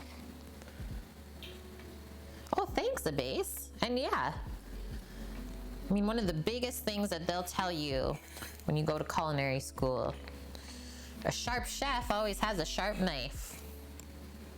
And a dull knife is how you're gonna get hurt. So remember those things. And I also agree with those things.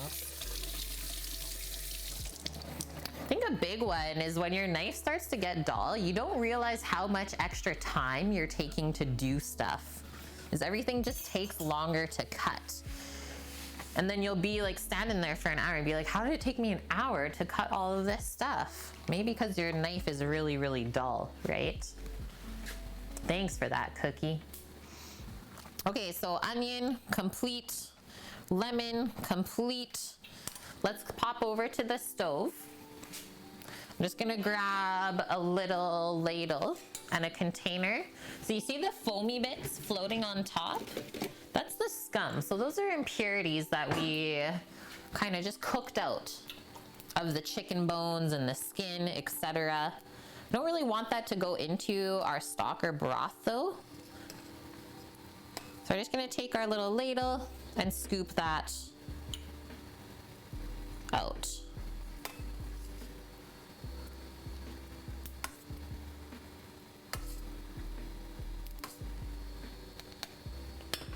Now we got rid of that, and we should end up with a really nice clear stock.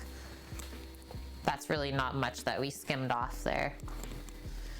We can leave this all together though, just in case we feel like we need it a bit later, and that'll just keep simmering out.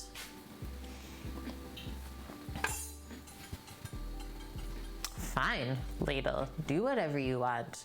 Do I sharpen my knives myself, Dynamics? Yes. So we bought a knife jig last year around Christmas time, I think, because we got it on sale. It was half off. And we now use the knife jig to sharpen everything. As we have a YouTube video up using the knife jig. It's got like over 2,500 views now, so we're super excited for that. And then we also have the whetstones just like freehand that we can use as well. But yeah, we got all of the above. And it's super important to keep your knife maintained. Is another big piece of equipment that you should have if you do have more expensive knives is a steel. So this is called a honing steel, and this just maintains the blade to keep the edge on. And then once you lose that edge is when you actually have to sharpen the blade. So kind of the more that you use this on the daily to do your maintenance, the less often you'll have to sharpen your knife. But even then, I'll notice like after a few months, it's like, okay, I need to sharpen this. Jim Yoda, thank you for that follow. Welcome in. Cool, Dust. Your little sister's 11. She helped you cook dinner. Wanted to use the shun so badly, but you had to say no. Yeah, it's a bit too dangerous for a kiddo. That's true. But a couple more years, like maybe when she's 14, a bit more mature, I'm sure she would get into it. And that's awesome, Dust, that she wanted to use the knife. Because obviously that means she's not scared of it either. Yeah, silent one. Like, hearing that is scary for me. I'm scared for you to cut your tomatoes because all it takes is one slip of the knife and it does not care about you. Let's know this. Scary, scary things.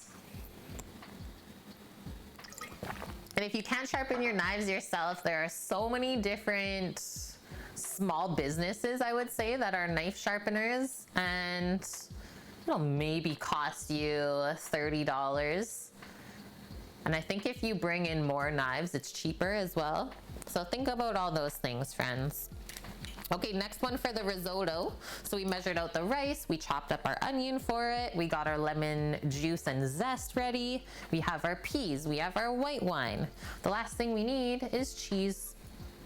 Hi Nike, good to see you, dude. Happy Thursday. You start your new job tonight at 4, currently number 1,426 in the world in Magic Arena. Congrats, dude. Congrats on the magic stuff. Congrats on the new job. I hope it goes great. Holy FCB. Halfway to a year, upward and onward. Insane. How are you doing today? You just started to use whetstones, Dynamics, but only on the cheaper knives. Scared to sharpen the wood off until you get better. No, that's the best thing to do. So yeah, like it took me a bit to be comfortable to touch this because I would be so scared to wreck the blade, right? So I took one of my older knives, like the first ever chef's knife I got for culinary school was this one. So practice on this one, even though it's a complete different angle than the other one. But that blade is nowhere near expensive, right? So that's a good thing to do for sure. When you use a knife, the edge will curl over and you use the steel to re-straighten the edge, Maj says. Yeah, yep. Sweet Barracuda, the son of a fishmonger, can confirm on sharp knives. Spent every weekend of your childhood with whetstones.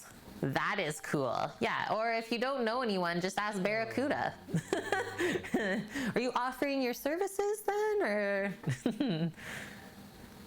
Are you in Vancouver, a base?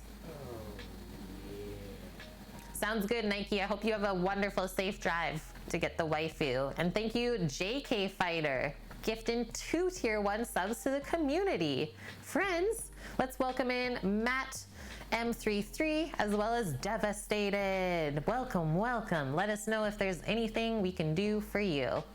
I'm gonna get some cheese.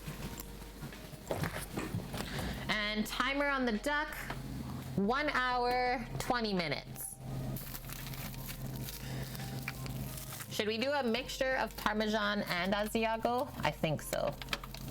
Double it up. Why not? Let's get the grater. Cheese it up.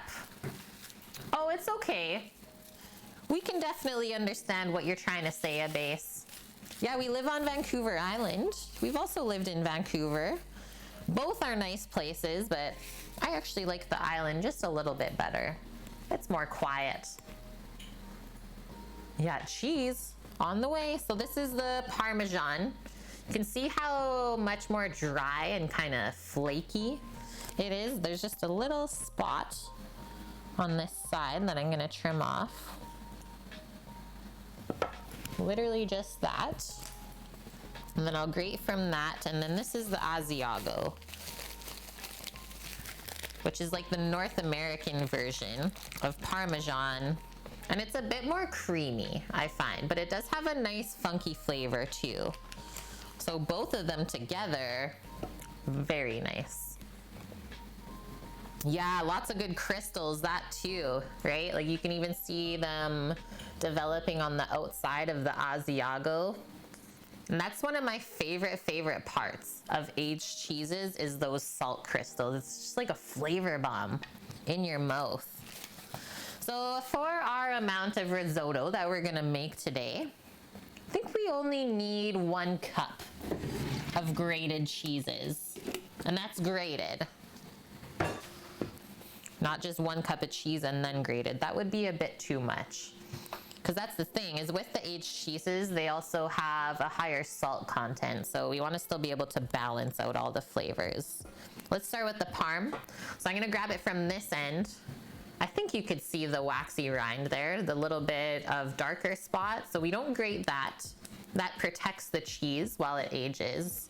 So I usually use that to hold on to.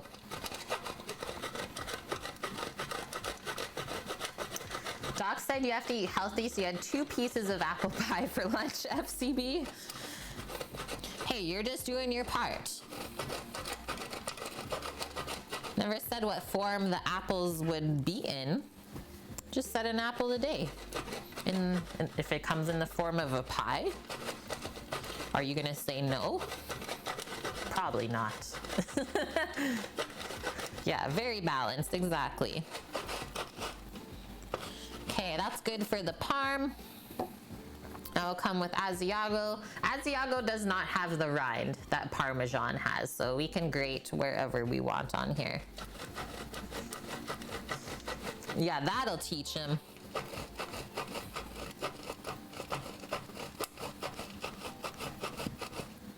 That should be good as well. Lift this and give it a little taparoo. Yeah, it's really good, Anavar. I agree with you. I do like to use Parmesan rind or crust in broths.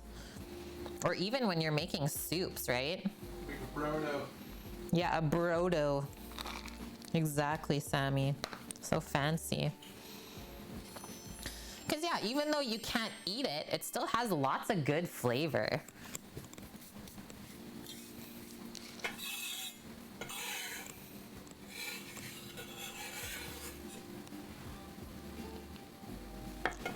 A bit more than a cup of grated cheese, and that's okay.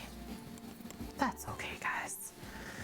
Bruno Villas, thank you for that follow. Welcome in. Chicken Parmesan, one of my top ones for sure, a base. Yum. cheese grating is the comfort food of sounds.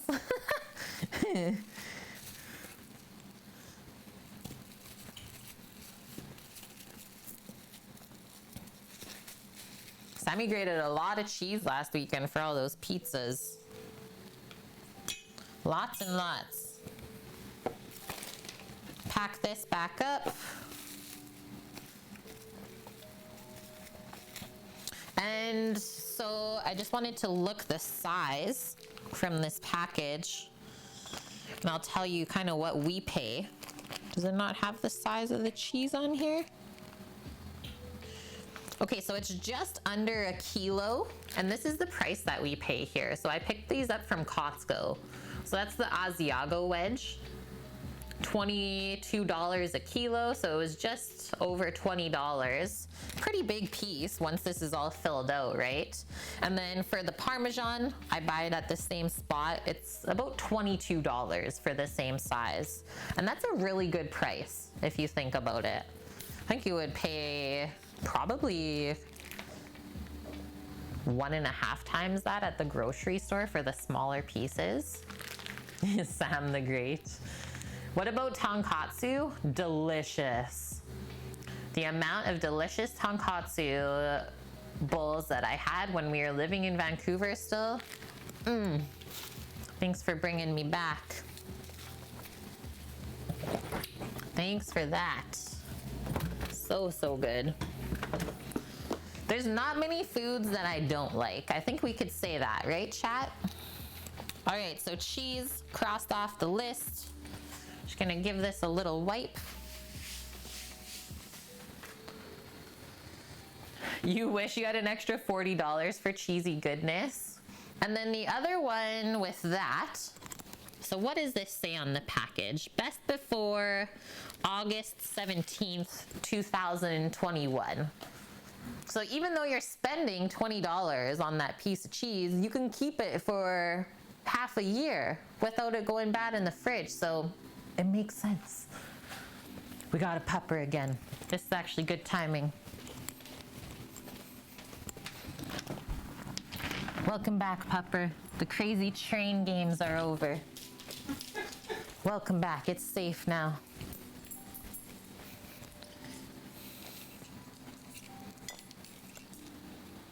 This is one thing that she does like, so I'm gonna give her a piece of this broken stuff.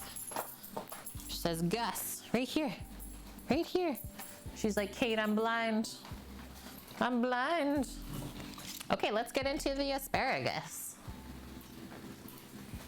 Ever had shoe fly pie? Pennsylvania Dutch Amish thing, it's so good. I've never. What is that? My friend likes it. Yeah, my husband who's here with me, he loves tonkatsu. Is it bad to cut meats raw on plastic or wood? So I never cut anything raw on the wood because it is able to soak stuff up. Porous. Right? So it's a porous surface. So the thing I always think about, if I cut raw, whatever it is, chicken, beef, pork, is instantly it's gonna start to soak up those juices, and then those juices are gonna start to create bacteria growth, right? So I guess if you wanna do it on your wood cutting board, make sure that you do it quickly and sanitize and clean it afterwards as quick as you can. But at the end of the day, I would always recommend to do your meats on plastic. It's not a porous surface, and to me, it's just cleaner and easier to use. Liz! And hi, Liz. How are you doing? Also, Amish pretzels are the best, she says. I need to experience this stuff. Liz, I need to ask you, did you see, or were you there in attendance for our birria taco stream? Because that one was for you. Just saying. And they were so good. I know. Is that still the Pog emote? So they've changed PogChamp for like days and days at a time, and now we're just stuck on this snake? It's a Velociraptor. Or a Velociraptor? Komodo dragon. Komodo dragon? Komodo dragon. Yeah, you missed the birria stream. No! Well, they turned out so good. And, well, maybe we'll just have to do them again then. Okay, so you can see the little pieces of asparagus I'm picking out. So those ones got frozen. Yeah, we got our own Pog emote now that you can use. I totally thought it was a snake. Surely they can pick a better one. Yeah, right? That's gonna be it forever, double tap? That's kind of weird. Thanks. Okay, so these were frozen. You can see they're a bit sad, but I think we'll cook them up anyways. Just put them separate for now. And how to prepare asparagus for cooking. Let's start there. So bottom part of the plant is here. It literally grows straight up. And it likes to grow in sandy areas as well. And it always pops up in the springtime. And we want to discard, usually like the bottom inch or two is quite woody, and you can tell where it gets, what do we call this, more kind of gray pink color near the bottom, less green vibrant. So we hold this and we hold this around this part and we just give it a snap. And usually that's indicative of what we need to get rid of, because this is chewy and fibrous and woody, and this is crunchy and juicy and delicious. So then we can line up a good bunch of this all together. So line up the back end of it, and if you put our other spear there, it gives us an idea of where we should be trimming off. And you can usually feel with your knife if it goes cleanly through or if it's kind of struggling. That went clean through, so I know that those are all good to go. But if it does struggle on either one or a few spears, you can go a little bit higher if you're like, oh, maybe it's gonna be too tough still. But really, that's it. That's all we gotta do. And then I get asked all the time, so actually what I'm gonna do with these, because it's a rare occurrence that we get to do anything with it, I usually don't take the time. Let's go pop it in the broth on the stovetop. This is our broth pot here. We're just gonna keep adding stuff to it that's gonna complement the dish. I'll just add a little bit of veggie flavor for the risotto. Nothing bad there. You could also save them and do like a cream of asparagus soup. So slowly cook that with cream and flavorings and then blend it and strain it to get it nice and smooth. Got options. Okay, just gonna take care of these other pieces here.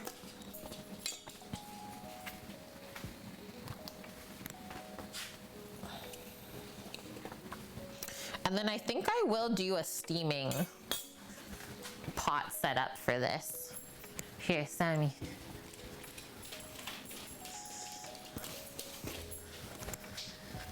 I'm just gonna grab a little pot. There's my steam inside. We need a lid. And asparagus cooks really nice and quick. And you can also eat it raw if you wanted to. Has anyone in chat ever had raw asparagus? Where did I put my pot that I want here? The broth pot's there and the other one's outside with the hummingbird food. Okay, I'm just gonna do a quick transfer and grab the pot that I need.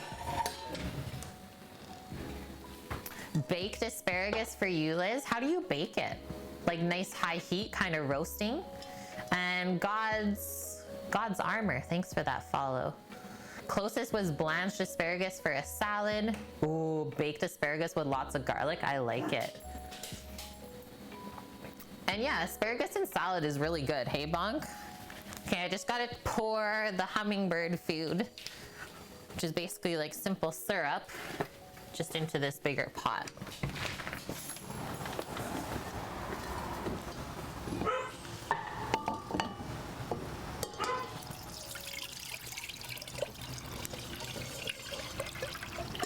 And yeah, we don't need any ants. Why are we ruined? What are we ruined all about? Almost burnt, extra crunchy, Liz? Can't really go wrong with stuff that's like caramelized like that. That's when it has more flavor, right? So I'm just gonna pour an inch of hot water in the bottom of this pot to prepare the steaming setup. And we don't season this water because the asparagus is not gonna touch it. Pop this in, make sure that the water doesn't come up through there. Let me just put a lid on it. And that just hangs out on the stove top.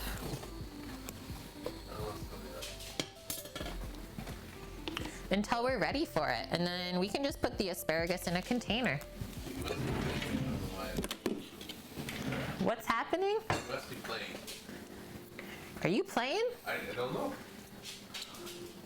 Play it up. What? Tell him what's up.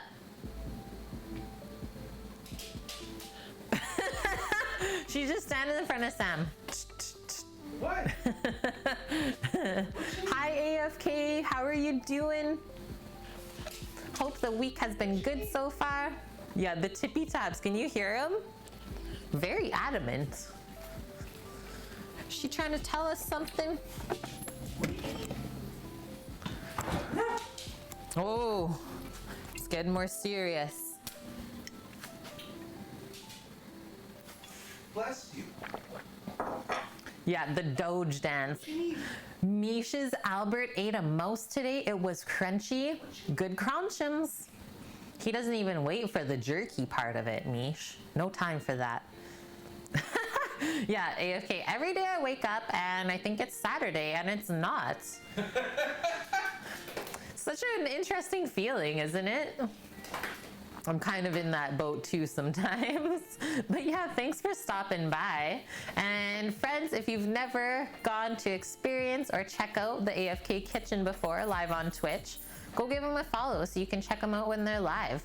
It's a husband and wife duo. We got, pretty sure it's Kathy in here right now with us. Could be wrong. They have kiddos that are rolling around, so it's usually like kind of family friendly. And then they always stream later at night. So yeah, after our stream, go check them out. Yeah, 8 o'clock Pacific. It's so much fun, always. She's always cooking up something different too, which I love. Christina Me, thank you for the follow. Holy Mish, Albert was not messing around. Yeah, kind of family friendly. Kinda. Yeah. Okay. Wow, we are crushing it, friends. Okay, so we're pretty much ready to go for the risotto. All we need is our pan, which I can get that out for us too. I feel like I just want to make it in our little Le Creuset sauce pot. Seems like a nice size. So I'll get that posted up on the stovetop as well. And then the one thing that we can do right now for ourselves is just put some butter and oil into the pan so it's good to go for the onions and rice. Chef Jean-Pierre, thank you for the raid. How was your stream today? And let us know what you got up to, how everything turned out, and thanks for popping by. Chef Jean-Pierre is an avid viewer of the stream here as well, so I am honored. Oh, it says he was playing Rocket League. Fun. I love watching people play that. I think I couldn't play it though because I would get too into it.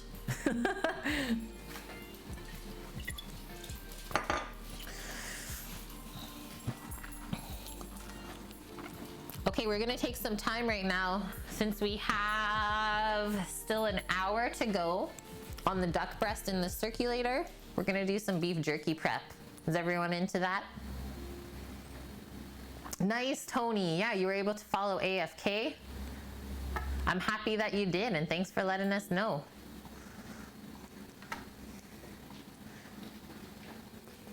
You were discussing with your vegan friend what to cook. And so then what did you decide, chef? Yeah, jerky, jerky, jerky. I gotta clean some eyebrows for Sammy. And then after that, he'll slice them all up and get them marinated for the people. Had to reload your stream as the hype emote disappeared again. Yeah, mine does that sometimes too. Sammy says his does that sometimes too. You said you would do a vegan and a carnivore plate. Did it end up happening? Oh, baby. Those are big pieces. Okay. We're gonna need our boning knife. So a little bit of butchery on today's stream here. That's always good. Sammy's got the garbage beside me. We should definitely be able to do all of this within an hour, I'm gonna say. Twitch is being twitchy again. Two vegans have an argument. Is it still called beef? It's beyond beef, Tony.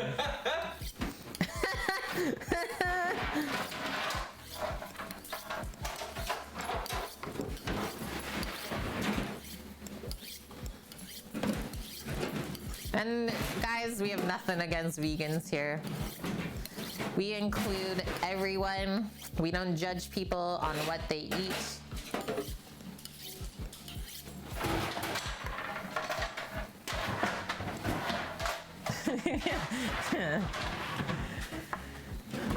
Oh, this one? Here, let me do this quickly for us, AFK. You ready to go?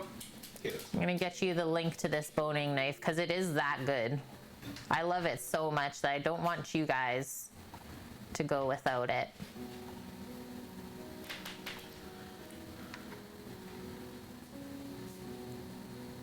Oh, something's going on this webpage that it doesn't want me to sign in.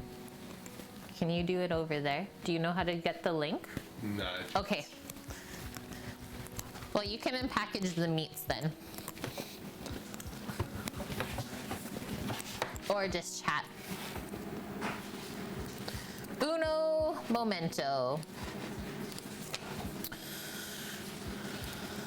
It's seriously my favorite knife ever. I'm so happy that this is the original boning knife that I picked up for myself when I was starting culinary school.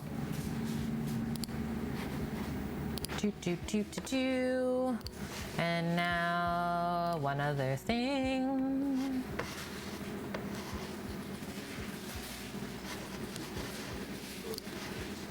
Incoming.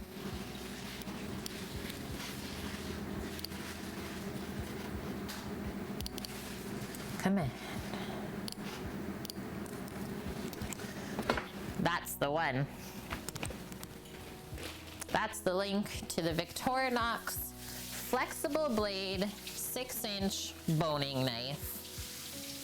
I've had it for over 10 years and it has never let me down. It's good for meats, it's good for fish, all of the above. I know I was gonna start a command Torino for the knife, but I was like, well, we already have a knife one.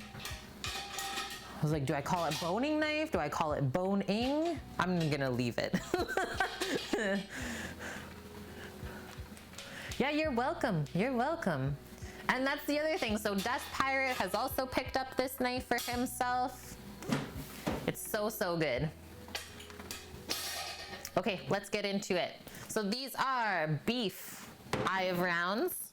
What's that for? Just put one in the container so you don't have both on the cutting board. Thank you. So whole beef eye of rounds. I think, what do we pick these up for? About 20 bucks a piece?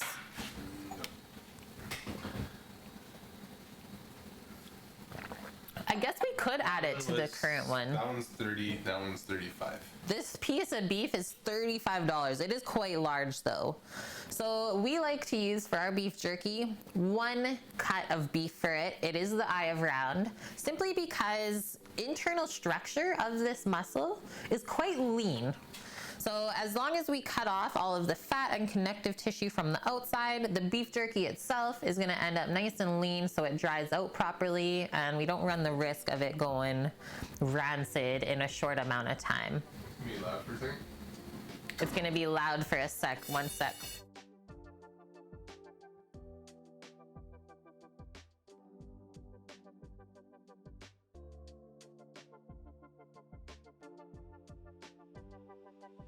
Sammy was just sharpening the meat slicer blade.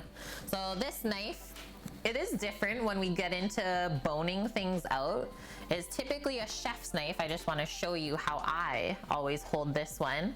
So that's how I hold my chef's knife. I want this to focus. So from a top-down angle, this is what it looks like. My finger is tucked underneath the handle, right? And then my thumb holds it nice and taut there in my hand. But a boning knife, when you look at it, it's a bit of a different handle and blade, right? So there's all sorts of ways that we can hold on to this. And this is also one of the knives where it is okay if you need some pressure on the top with your index finger, you can get it up there. But we never do that with our chef's knife. So yeah, you'll see as I get into this, kind of the different angles that I use. And it's not a really heavy grip on the knife either. Yeah, boning things out, have fun with it. And then super important that obviously this is sharp so that we can maximize the amount of meat left on the muscle that we want to use, right? And I just want to show you how nice and flexible this blade is, because most knives don't have that, and not every boning knife has that flex, but super handy. Okay, let's get into it. So I'm gonna start by just getting underneath here. This is like sinew connective tissue. There we go.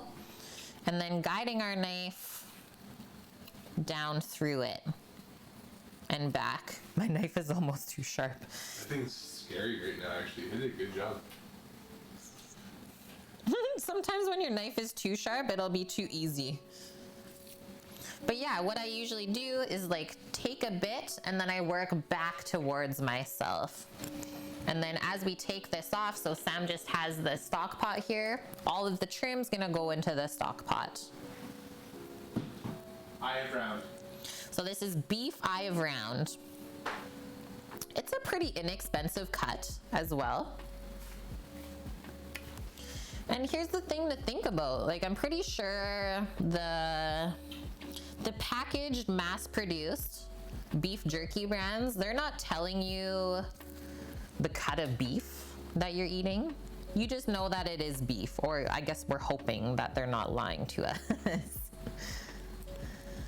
But yeah, I would assume that all the beef jerky in this store is kind of from offcuts, right? That's why it's all like weird sizes and stuff like that. Whereas the beef jerky that we make, it's all the same shape and size, all the same thickness, everything like that. So you know it's not coming from anywhere weird. Yeah, you got it, AFK. And we did upload an awesome YouTube video of how we make our jerky. If that's something that you want to get into for yourself, you just need to be able to cold smoke it. Whether you use a pellet grill or your own version of a cold smoker. It's really not that difficult. And the comments that we always get from the people that we make the jerky for is everyone just says, wow, it's not salty at all. And we're like, no. Like, some feedback that we've got is very popular beef jerky producers. It's like all you taste is the salt, right? Because that's just the preserving agent. So yeah, we kind of pride ourselves that it's not just salted meat. It's been shown a lot of love and you can taste it.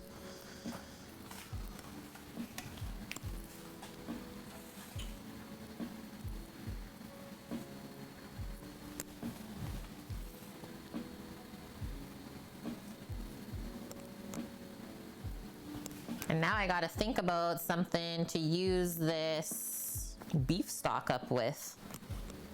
I'm feeling like we maybe have to do a chili in a bread bowl coming up on a Friday. OTT chili in a bread bowl? Oh, heck yeah.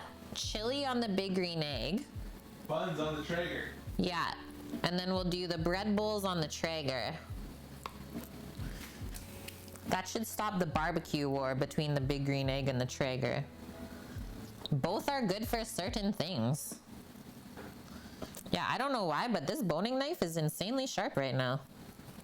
because I sharpened it. You sharpened it? Yeah, When? last time.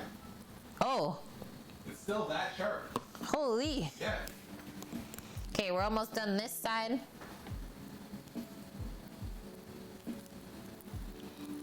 I guess this also goes to show that you can be doing some other prep items while the duck is sous vide. This is what I chose to do today. Could be easy enough though to just make up a batch of cookies or muffins to munch on after you have the duck.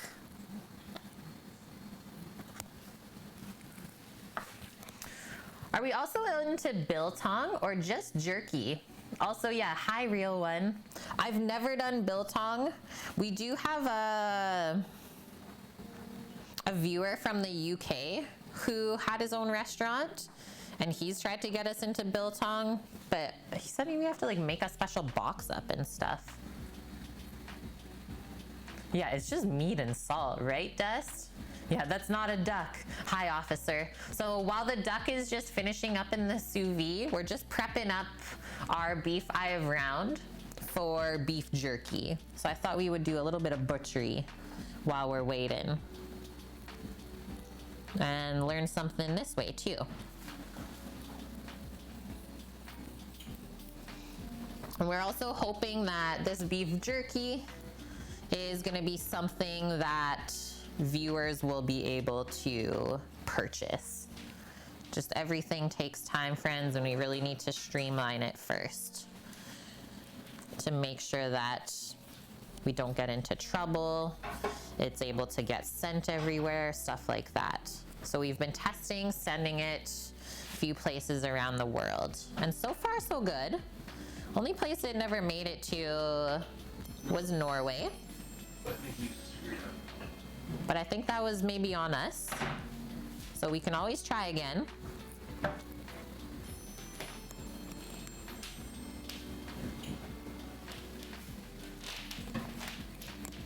It was a really big duck, yeah. Quackosaurus Rex. Thank you for the follows, Big Man JD TV, as well as Shamay Muddin. Welcome, welcome. Yeah, send some to Orlando. Yeah, that's the thing. Is this will be a thing that we can forever make when we are in our mobile food setup in the food truck. And we can always send it out from different spots too, because we have a business account. So yeah, that's why I'm just saying everything takes time, but it is good to know who has interest and just how busy we will end up being. The funniest part of all of it is we just started making beef jerky one day for the heck of it. Just kind of talked about it one day together. We're like, what if we tried making beef jerky? And then here we are like months later, and it's basically a full-time business. So I guess that goes to show maybe there's not that much delicious jerky around the world, or it's not as delicious as it could be. Okay, we're getting there.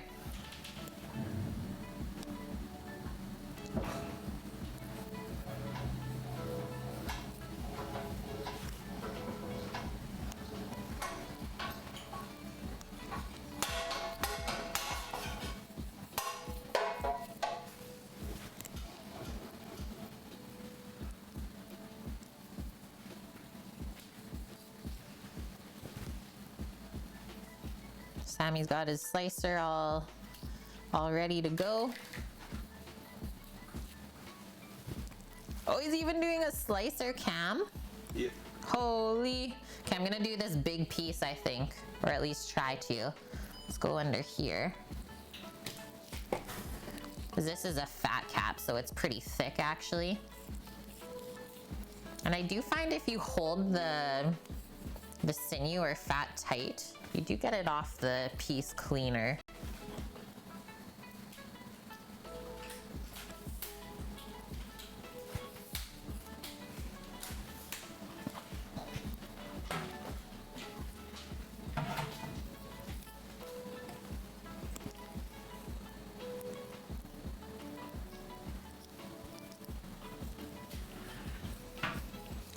Slicer cam for the win. Definitely will be a thing in the food truck. I also think we're gonna start experimenting making like different sandwich meats. Like a smoked turkey breast, stuff like that. I think would be so good.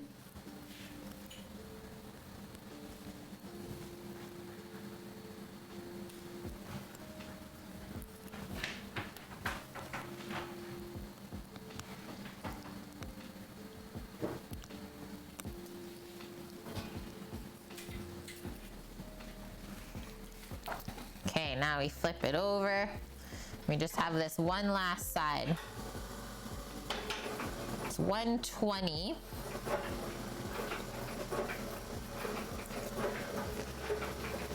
Sam, just running the slicer. It's got a mind of its own. So I'm thinking after I do the next one, we should probably stop and start the risotto.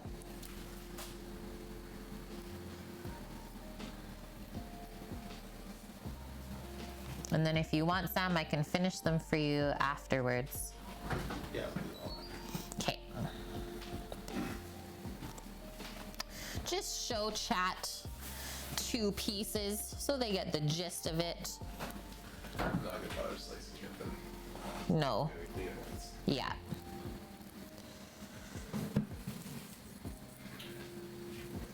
Yeah, we got it last year.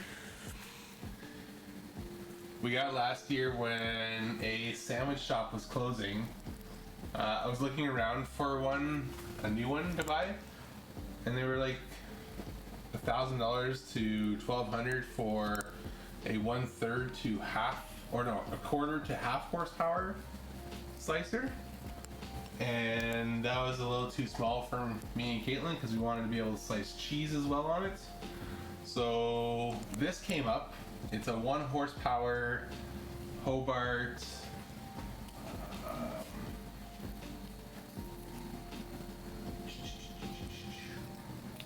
Oh. It's a 1 horsepower Hobart 1912. 1912. And it's fully automatic as well. It's so awesome. So you just flip a switch.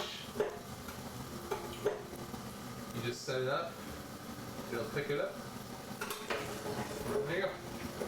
You can literally walk away and it'll do the job. So once again, that slicer is like basically having an extra person in the kitchen with you. And to answer your question, Double Tap, so that's our goal.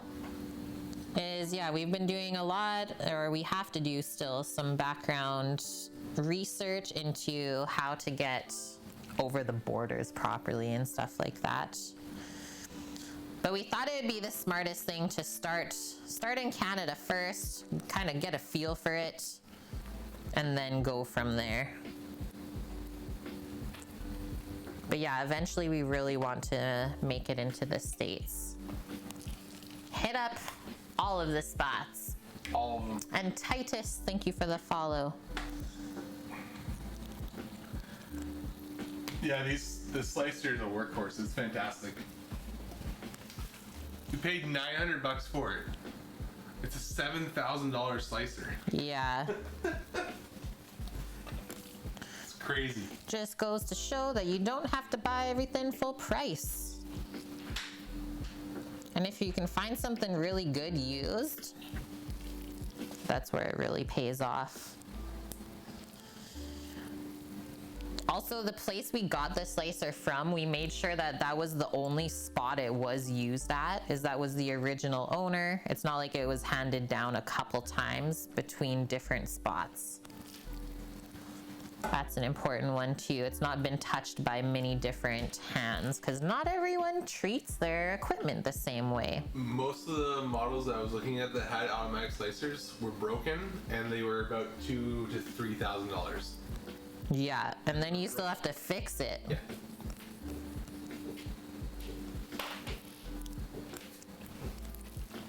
Beauty. So there's our first piece, guys. So that's how it should look. Is most of the connective stuff all taken off. You really don't want anything else sticking around on there because, like I said, once it's dried, is the fat is what makes things go bad. Aw, thanks, chef. Grow some yellow Peruvian peppers. We grew four pepper plants last year. Sadly, I'm not gonna grow any this year, and I don't think my parents will either. But maybe in the next spot we'll be able to get a little setup. Okay, let's do this last one. It's a bit smaller, and then we will get into starting our risotto while the duck is finishing up. Cut off, so everything is just popping into our stock pot here, and then we'll just make a beef stock after they're all cleaned, because I think we have like 12 of these to clean today. And hi, White Dove, how are you? Yeah, Sammy is really a pro deal hunter. I got it. Pretty good. He is the shopper. Like, I only paid $25 more than retail for this thing, for the diner. And it's 2 years old. Wow.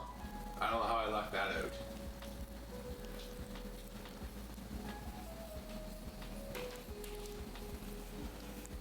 And yeah, we were just talking earlier, like what we're gonna do with the beef stock that we get from this trim. I'm thinking that we're gonna do a chili next Friday. A smoked chili, and then we'll make some bread bowls to go with it. Cause, well, why not? Sophis, thank you for the follow. Yukon Bear, so we're making beef jerky with the eye of round. The video is linked below. Yes, thank you, Sammy, for that. So Sam just linked our YouTube video of how we make the beef jerky, so you'll see these steps. You'll see Sam cleaning the beef in the video, and then you'll also see how to finish it off, because you won't be seeing that today. We're just taking a really quick break for about 20 minutes while the duck is finishing in the sous vide before we start our risotto. Because, well, saying in the kitchen is if you have time to lean, you got time to clean. But I ain't got nothing to clean but meat. So clean the meat. So then we clean the meat.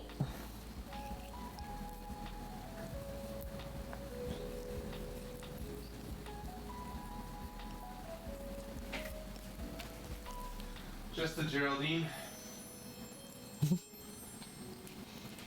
That's good. Yeah, we are bonk. Yeah, we're doing the real Bonkmans 75,000 pots and pans menu redemption tomorrow on stream. Bonk wanted a chicken rice casserole, so I chose one out of the Maddie Matheson cookbook that we just read through. Double tap. So the first ones we did leave the fat cap on, and that was wrong of us. We should have taken it off. The fat will spoil faster, and well, if you're gonna eat the jerky relatively quick, you can leave the fat cap on and have really juicy jerky. If you're going to store it for a longer period of time, take all the fat off that you possibly can, because fat will make the jerky spoil. The same way that nuts and seeds go bad quick left out at room temp, that's because of the fats in them. So same thing is with beef jerky. Same but different. Someone nicked into this one. You can see their little knife cut. R.I.P.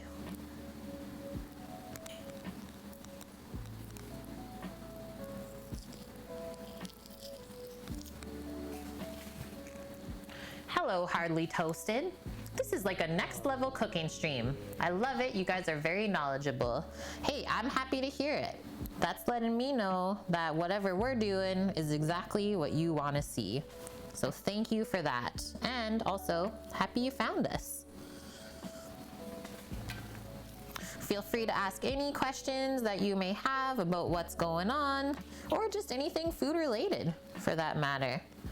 We'll try to all learn together.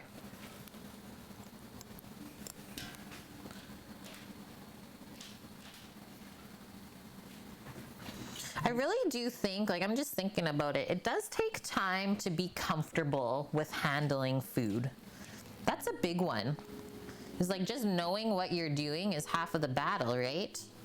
It's like, because not everyone can just get into a piece of meat like this and be like, I know exactly what I'm doing.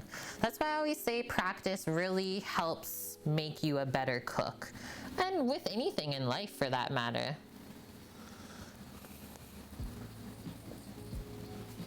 Like I was someone, when I was really young, I could barely even touch raw meat.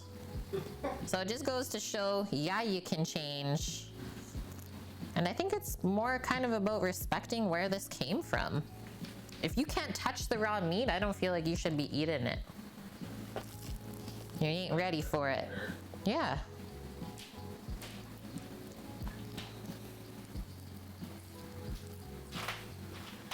If there's one thing that people can learn from this channel, is butchering a chicken.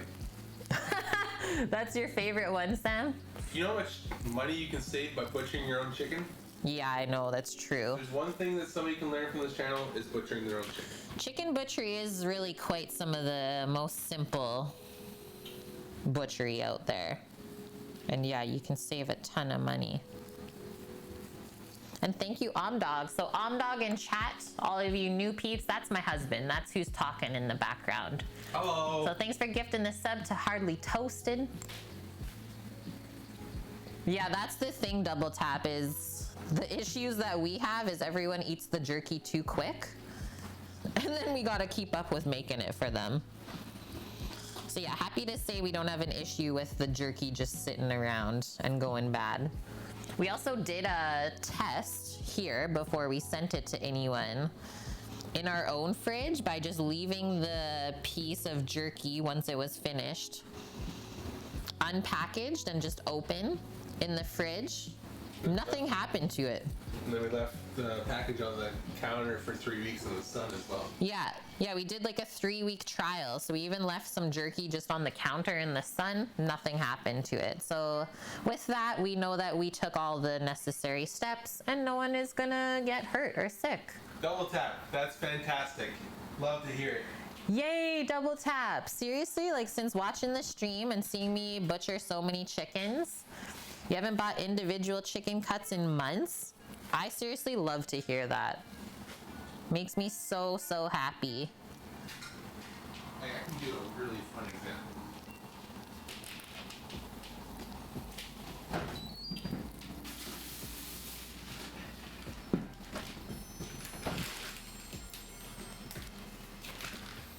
Like, these 2 chickens cost 14 bucks. So you probably go buy 4 skinless chicken breasts for $13 or $14. So you lose the skin, you lose the thighs, you lose the legs, the wings. I just burped. And the carcass. So then you can't make deep fried chicken, and you can't make stock and chicken noodle soup from it. So basically, you're wasting your money if you're not doing this. Yeah. And yeah, like Double Tap said, thanks for teaching us, and now I kind of find it fun. That's what I think is always fun, because anytime I do something, I always try to do it better. No matter if you're already doing it the best that you can always try to be better.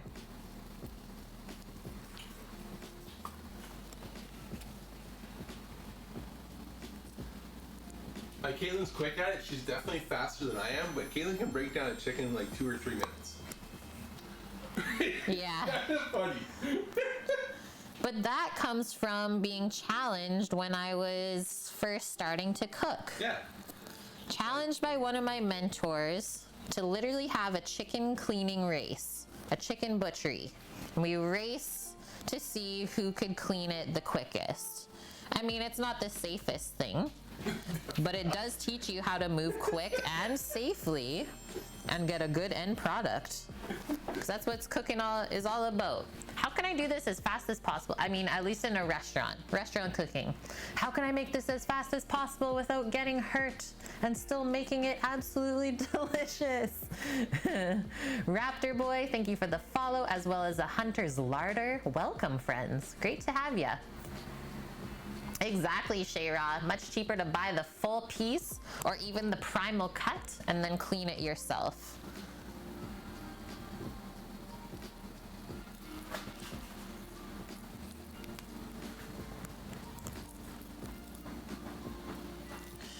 Okay, this fat cap is a bit thick, so I'm really just gonna get into it and take some of it off to start, and then we can finesse it. So just hold on to it. You can kind of see how it separates away from the piece of meat as we go along.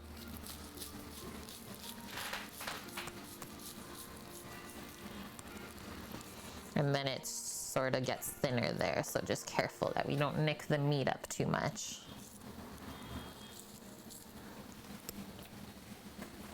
Racing with knives, yeah. Duck is your favorite? Oh, welcome in then. It's one of my favorites too. I think my favorite duck to ever have is still with like a nice sour cherry gastrique or something with it. I don't know why, but it's just, that flavor is so good together. The duck we made at Takara was really good. Yeah.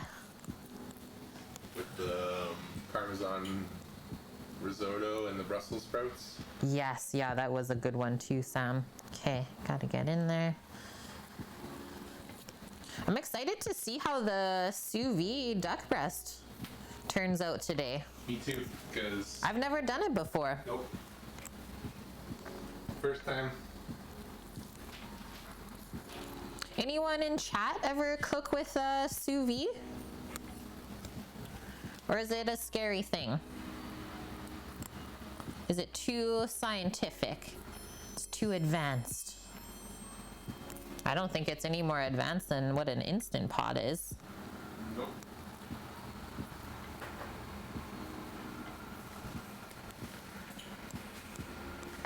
Yeah, Dust knows it. Anyone who's worked in hospitality industry definitely knows what it's like to do things as fast as possible without getting hurt. Sous vide almost daily. That's really cool, Supra. Have you ever done sous vide duck then? And may I also ask what immersion circulator you have to use? Because we use the Innova, and that's what we've always used at home. We used a Polyscience one, like a higher end one in the restaurant. They're quite expensive. But yeah, I've never really heard any reviews of the other sous vide devices that are for home use, like the Jewel, stuff like that.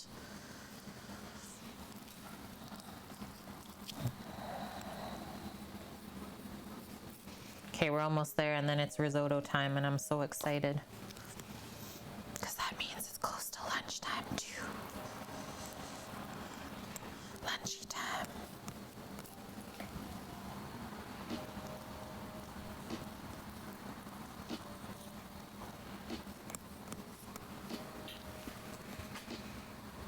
You've done it with a Jewel and it worked good? That's good to hear. Yeah, we did sous vide today, Jean-Pierre, and then we're just gonna sear it off in the pan. Exactly. You have the Innova as well? Yukon Bear says the sous vide is idiot proof. It almost is, isn't it? It's quite nice to use.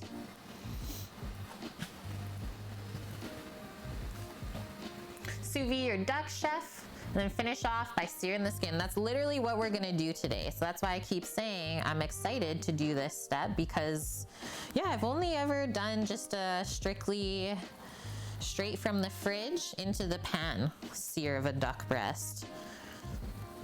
Excited to see the difference of the texture from the sous vide. Maybe it makes it a bit more buttery. We're gonna find out.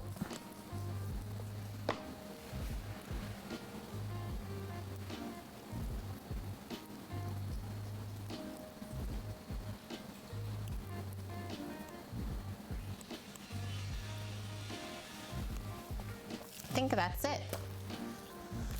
That is it. I'll take a little bit off here. Just like a little vein or something. Now she is good to go. 2 olive rounds for beef jerky. Complete. I'm gonna pop this over here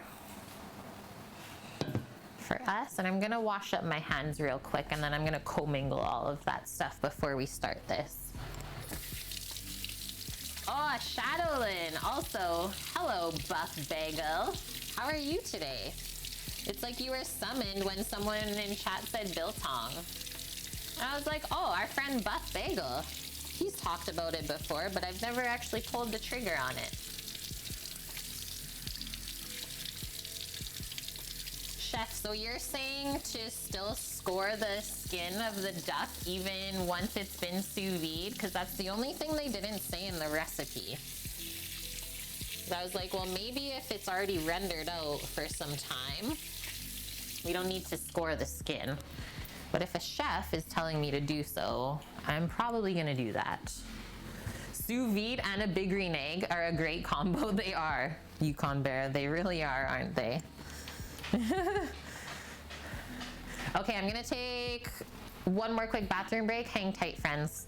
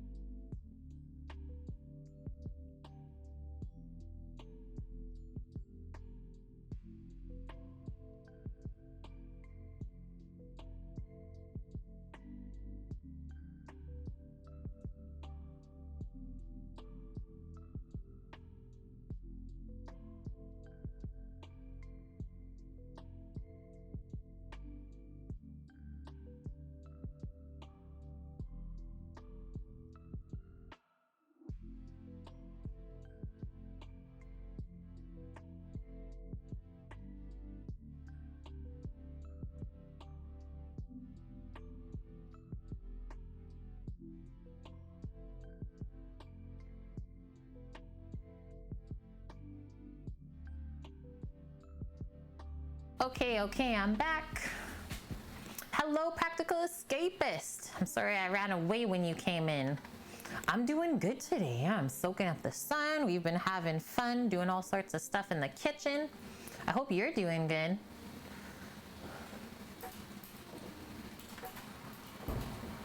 Nice, Supra. That sounds awesome. Yeah, you don't need an expensive setup to do sous vide at home. That's the thing.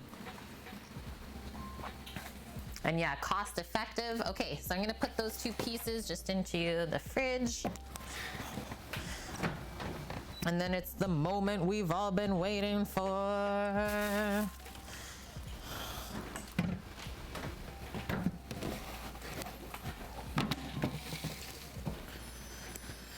This is gonna go over for now.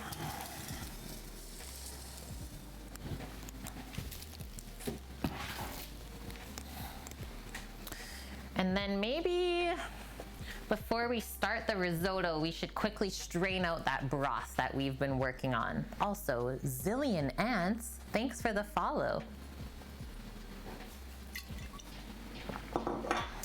Hello, Zoe Lee from the UK.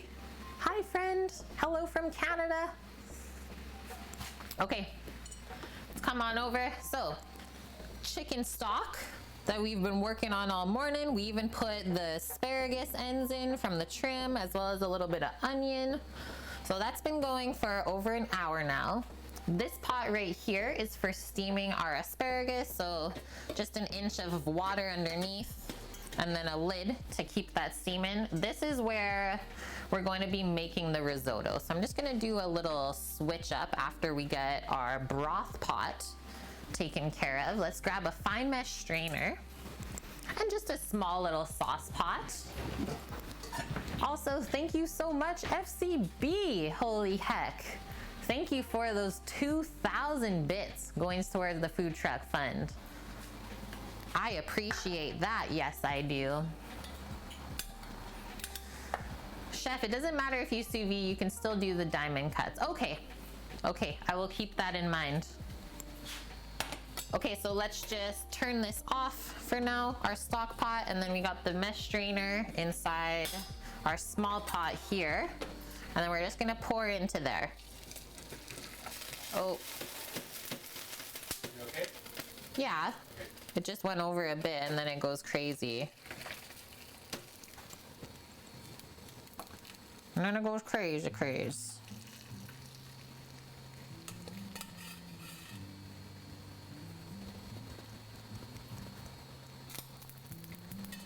So there is that. Look at that, perfect, like a liter is what we ended up with. And then I want to make the risotto here. So I'm just going to move this out of the way. Also going to give it a wipe so I don't burn the broth on, because that will happen. Yeah, lemon pea risotto is definitely a dish that I find I crave when I know that springtime has finally settled in and it's gotten warm outside. Careful wiping the hot burner because the steam can burn you. Yeah, I don't know why. Lemon pea risotto is my typical kind of springtime thing. And then the mushroom risotto I typically do in the fall. So let's turn this to medium heat. I'm gonna grab a little bit of butter and also a touch of olive oil. We'll do a mixture of both of those in the pot, and then we're gonna start by sweating out our fine diced onion.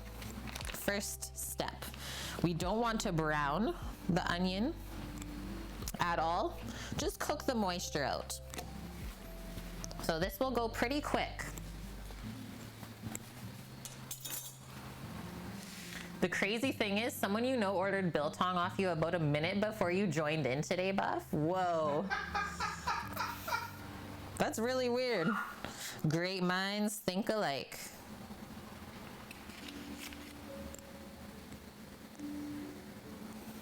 And hello, Blondie, as well as Bass Devil. Hope you are well today. And then the only thing about this broth is we want it to be either really hot and just strained, or if you're bringing it up from a previous time or using like a pre-mixed broth, you just want to have it nice and hot by the risotto, not cold. Let's just say that. Okay, let's add a bit of olive oil. Thank you, FCB, gifting the sub to Zillion Ants. Welcome in. Welcome to the kitchen crew. We're here to spread the deliciousness.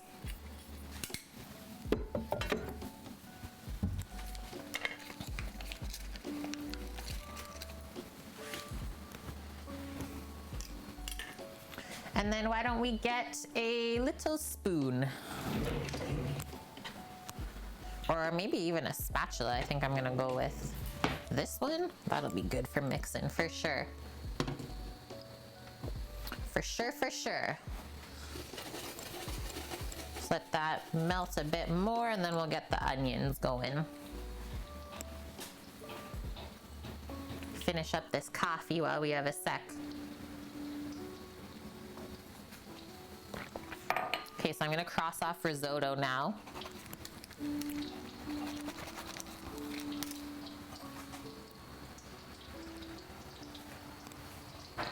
Only thing left to do after this, steam the asparagus, sear the duck breast, and make our little bit of red wine jus. Okay, that's looking good. So now here we have our fine diced onion. Add that in.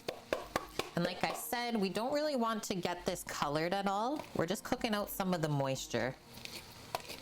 Only take a couple minutes. Let's give this a stir around first though, just to get it coated nicely with the fats. I find it'll cook more evenly that way.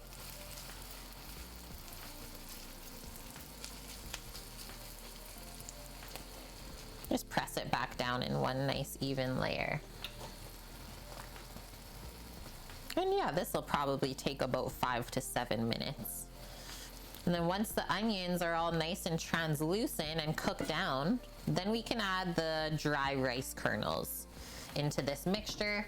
They get toasted up for a few moments until they go clear or translucent on us. And then from there, we can start to add in the broth and cook the rice. You love the quart and pint containers. I think it's a huge thing for anyone who's worked in a restaurant before. Or you call them quarts and pints, but we call them 1 liters, half a liters, and like 1 cups, right? Or 1 cup, 2 cup, and 1 liters. They're so good for mise en place. Exactly. Yeah, instead of having bowls that you can easily break, it's so much easier to have all these different little pieces of plastic that you can like stack on up as well. They're my fave. And then the other part that's really awesome for them, because they are deli containers is what they're known as, is packaging stuff up in the fridge and freezer. Because like I said, they all stack really nice together.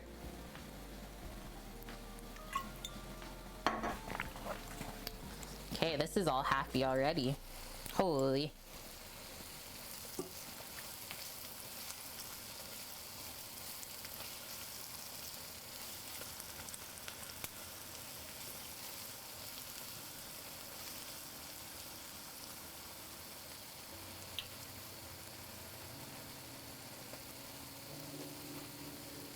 And so with all the different types or flavorings for risotto around the world, I would say the main process for making the risotto is always the same. So we always start with the onion, the butter, we toast our rice, we add our broth, and then the cheese. But whatever flavorings you want, you can always add in near the end. So whether it's peas and lemon, like today, or someone mentioned they like to do mushroom risotto. So you would have your mushrooms pre-cooked already and flavored, and then you just mix them in at the end to heat those mushrooms through and flavor the risotto. MK45TZ, thank you for the follow. Yeah, fresh herbs towards the end. Good one, Raffle Iron. I'm actually gonna go clip some parsley right now while our onion's cooking, since we have a moment. Gonna give this one more stir before I go.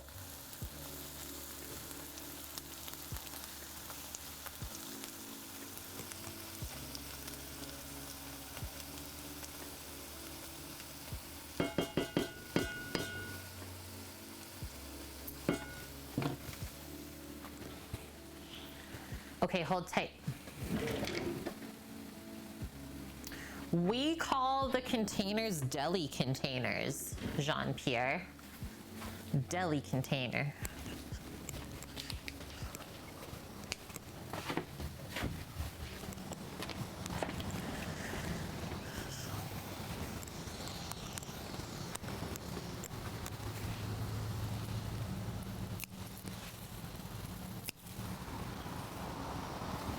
Pinch of parsley.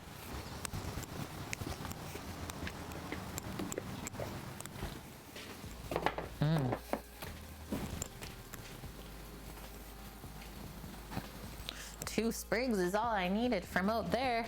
Look at that nice parsley from the garden. Nice flat leaf. Hello, cats are awesome. Okay, so I'm just gonna pick this off of the stem, and then we'll give it a nice chop up, nice and fine. And then the parsley can get mixed in to the risotto at the end. Add some nice color as well as freshness. Yeah, asparagus. The asparagus we could totally put in the risotto today as well, and that'd be really good too. Or even just switch it out for the peas, right? Okay, that's looking good. Doesn't look like I have to give it a stir yet, but I will keep my eye on it. Raffle Iron made a cacciatore with salt pork. Ooh. Switch out the chicken in the cacciatore for salt pork.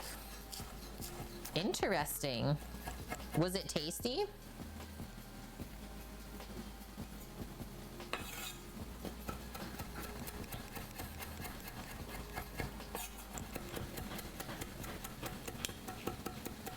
What? Asparagus pea risotto topped with a poached egg and a little drizzle of aged balsamic.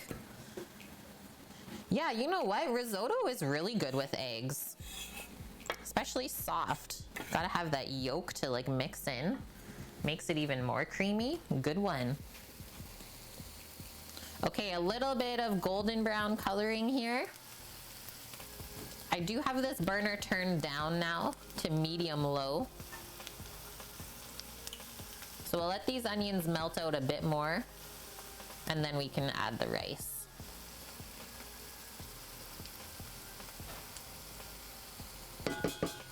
No crunchy onions allowed in the risotto. Some other herbs that we could potentially add in, which I think I might, is thyme. I have a little bit of thyme in the fridge.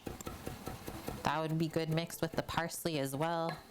Or even sage or rosemary, as I find that duck, because of its flavor, it's able to hold up to some of the stronger, woodier herbs.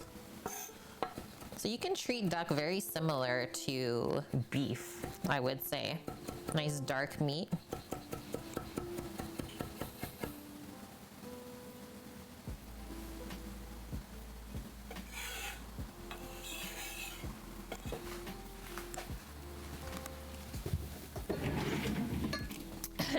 Of course it was tasty.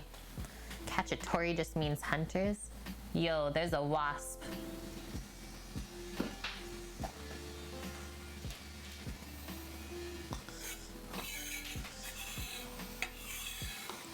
I'm okay with bees. No wasps. No wasps allowed. Okay. Got him?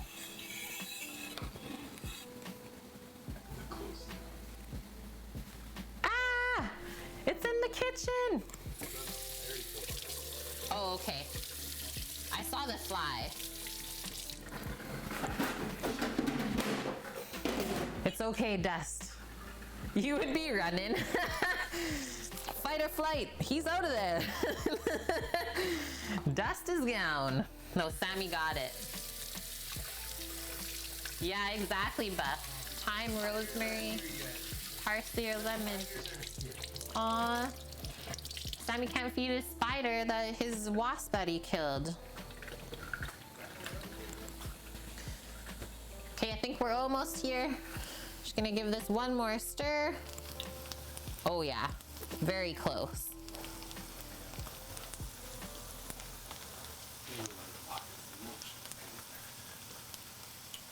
Good. Okay, I'm gonna get that little bit of thyme from the fridge while those onions are finishing up.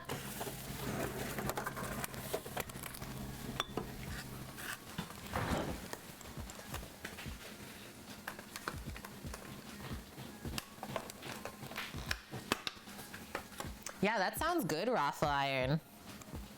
Plain off of the salt pork instead of the chicken.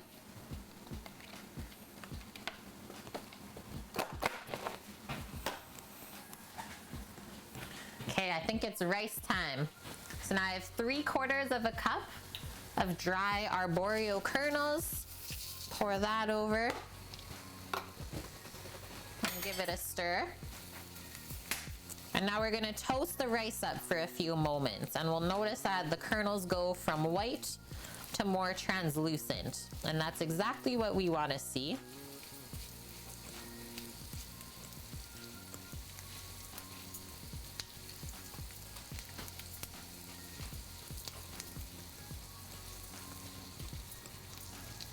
The onions are gonna add really nice sweetness to this.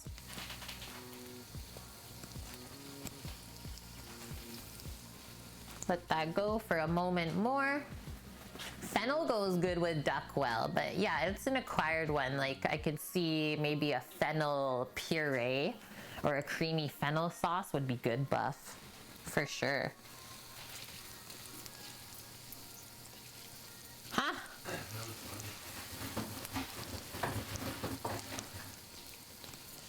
Okay, doesn't seem like anything else is happening with the rice. Looks like it's nice and toasted, so now just wipe all of that off. Well, I guess we're gonna be stirring this, so we got our small ladle here. Just gonna add enough liquid to submerge, and then see those aggressive simmers. So now this pot's getting turned down to a very low heat. And so now these next steps for about probably 20 minutes. I'm gonna say give yourself a good 20 minutes to 30, is we just slowly add a small amount of broth to cover, give it a stir. After that, even it back out and let it slowly simmer out until the rice is almost dry in the pot, and then we add broth again. So that's why this process takes so long, but that's also how we get a proper risotto that we don't have to add whipping cream to or anything like that. No whipping cream. No, Bonk is out of time and time. Oh no! Take care, Bonk. Thank you for hanging out. Yeah, I hope you have a wonderful day. Stay safe out there, as always. And we'll catch you tomorrow. So he's the most out of time? Yeah. It's out of time and time. So yeah, I'll let you guys watch that as we simmer out. I just have the herb thyme here that I'm picking the leaves off of the stem. Bonk with the dab, dab. I don't straighten my other arm though, I'm just like dab. Dab.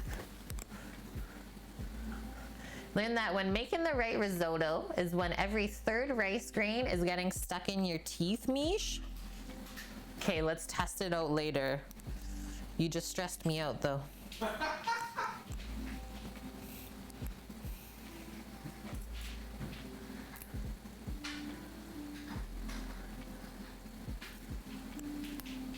Do you get stressed out? I get stressed out?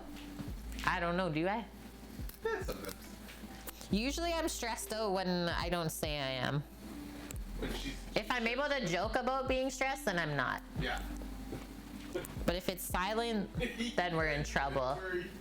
Yeah, very stressful friend, Mish. Out of control.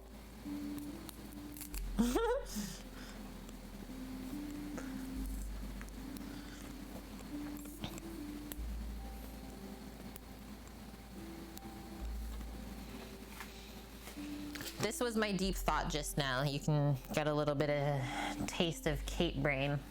Just thought about, because the robotic restaurants are becoming more of a thing now, is just a robo risotto restaurant. That's what it's called. Robo risotto. And it's just pots that are self-stirring, and you can choose whatever type of risotto you want, and you watch it get made. What? It's like, that's my pot. That's my risotto there. That was my deep thought, Sam. Yeah, Buff says, you know what helps with stress, Kate? Duck fat whiskey.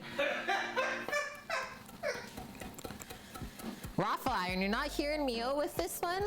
What if the robots were programmed with like the weight of the rice and the broth and stuff like that to literally make like the best risotto ever? Robo risotto. That's the new restaurant you're thinking of? That's my new theme, yep. Okay. Just blue as mine, Mish. Yeah, and everyone else's. We might have just lost viewers for that one. He'd be like, what the fuck? Yeah. Oh, a risotto made of robots? No, they're doing the cooking for you. Okay, guys, we're almost dry back here. And I just finished chopping the thyme. So now we got our parsley and thyme freshly chopped for that. Let's come on in. So I just want to show you how it looks. So it's quite dry and you just see a few residual bubbles.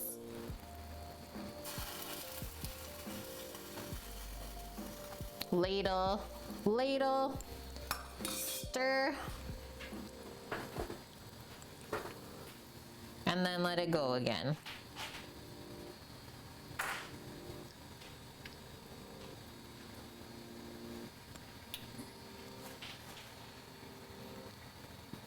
To me, risotto can only be stressful if you didn't leave yourself enough time to make it.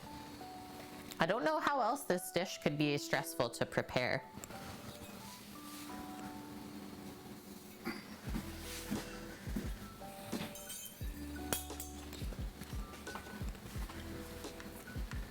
Can't wait to see the duck. I know.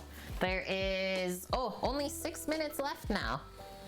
6 minutes left on the duck in the sous vide. We're almost there.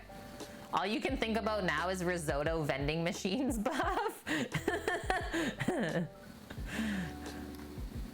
And great to be a gator. Welcome in. Thanks for that follow. Put the robots in the food truck and drive around streaming and delivering. Done. I'm in. Okay, I'm gonna post this nice fresh herb just in the fridge for now.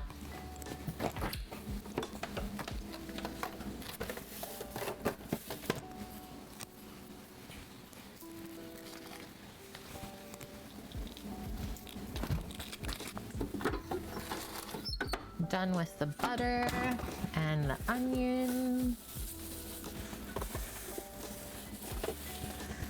It's complete.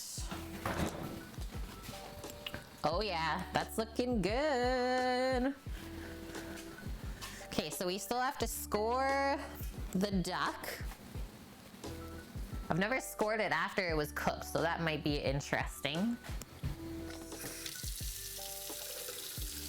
But you have to be stirring the risotto constantly. That's how you learn to make it. I don't think that's wrong, Mish, but I find that the rice breaks up a lot quicker that way. So I typically only stir it when I add the liquid and maybe a little bit more near the end, because I find when it gets being close to being done, it likes to stick a little bit more on the pot, so you gotta stir it more. But yeah, I don't stir it too much at the beginning. A lot more stirring near the end. And I don't think your way that you were taught was wrong at all. And hello, Pecan Tito, welcome in.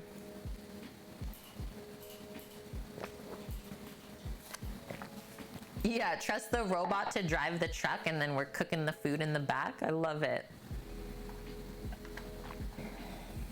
Sammy's gonna be doing some cooking at that point too, for sure, Mish. Mish, nice. Nice. Okay, so my frying pan for the duck is right here. Seasoned on up. I will get that ready to go. This is looking happy.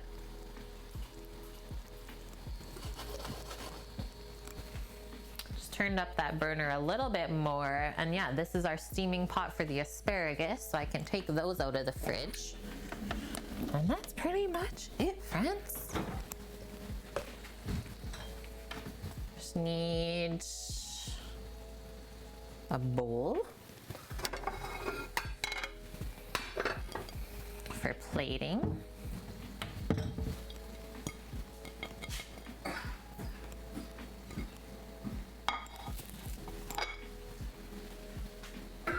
If you get cooked risotto, or if someone cooks risotto for you, Sam's saying you know you're loved. You'd like to learn, Dust? Well, here you go, my dude. Here you go. Okay, should we check it out? We're doing it step by step. Yeah. There's still too much liquid to add more.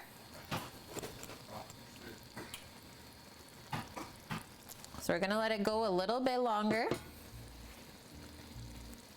Officer's killing Sam in the background. Yeah. If only there were a place to see the whole process in real time. Yeah, after you do it a couple times, risotto's the easiest things in the world, Pecan Tito says. Yeah, it just takes a little bit of time, exactly. Hi, Titan! Welcome in, man. How are you doing? Mish.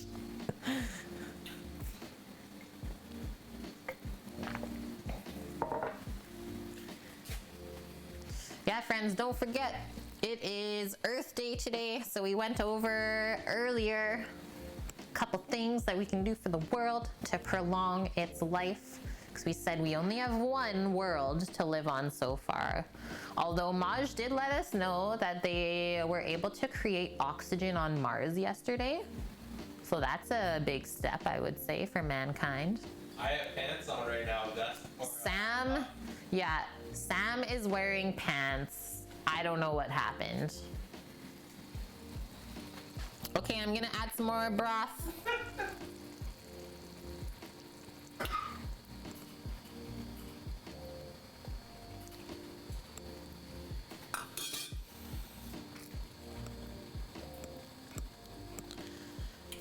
Are you guys starting to notice the creaminess that we get when we add more broth and stir it? So those are the starches from the rice kernel that makes this dish creamy. It's not adding cheese or cream or anything like that.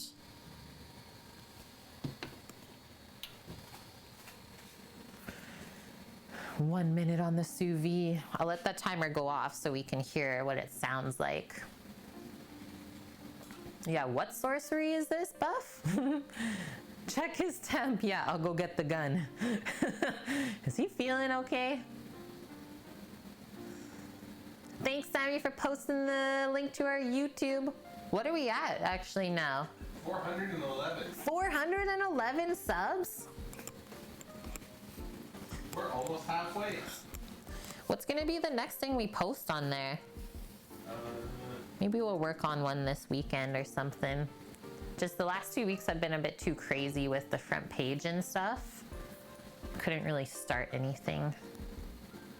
Aw, Raffle Iron, thanks. I'm so happy to take you guys along. Winning at life.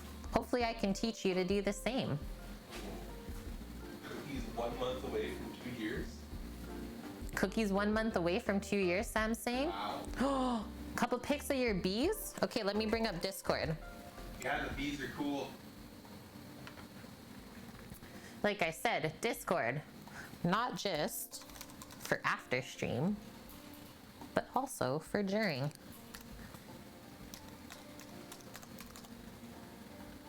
So weird to sign in with a phone number.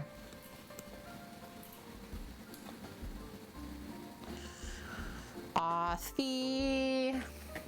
Why?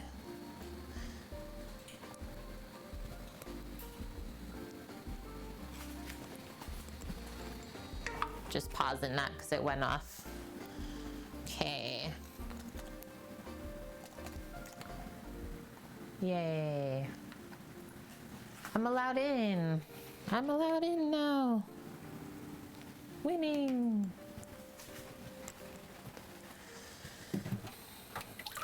Let's see what we did. Looks good, feels good. Just gonna put it on the towel because it's quite wet.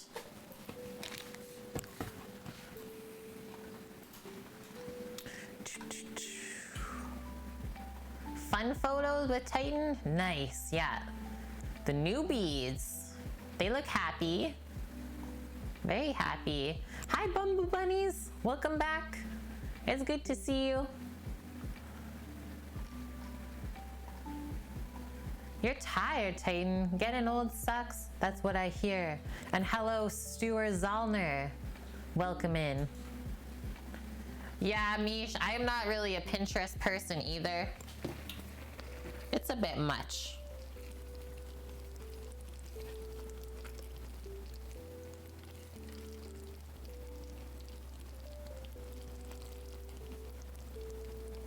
I think you're either like a Pinterest person or not. Okay, so there's a bit more liquid to cook out of there first before we get into it. Just a little bit more, not much. Just gonna dry off this duck bag and then we can get into that. So I will grab a plate to put those onto. Go check the bees, Sammy. But that is how it looks when it comes out. So it looks almost the same from when we put it in, but the backside you can see has gotten some heat to it, right? So I'll leave that rest for a little bit more in the bag, I think. Okay, let's go for another addition of broth. And when we do get closer to the end of the cook time for the risotto, I do start to add less and less broth at a time. Because what happens if you add a bunch of broth when it's almost done and then it takes a while to cook out? It could get mushy, right? The rice could overcook. And then at this point, because it's looking pretty creamy, I'm just gonna try a couple kernels, see where we're at. It's getting close. Let's say it's about 70% of the way there, so I'm gonna turn that up the heat just to cook it a bit quicker.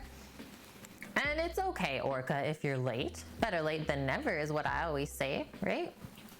And Mr. Sauna, hello, welcome. Yeah, Bumble Bunnies, what's your favorite risotto?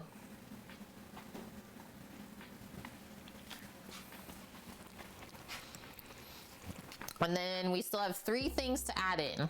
So we have our peas, which need a little bit of cooking, so we'll be adding those relatively soon.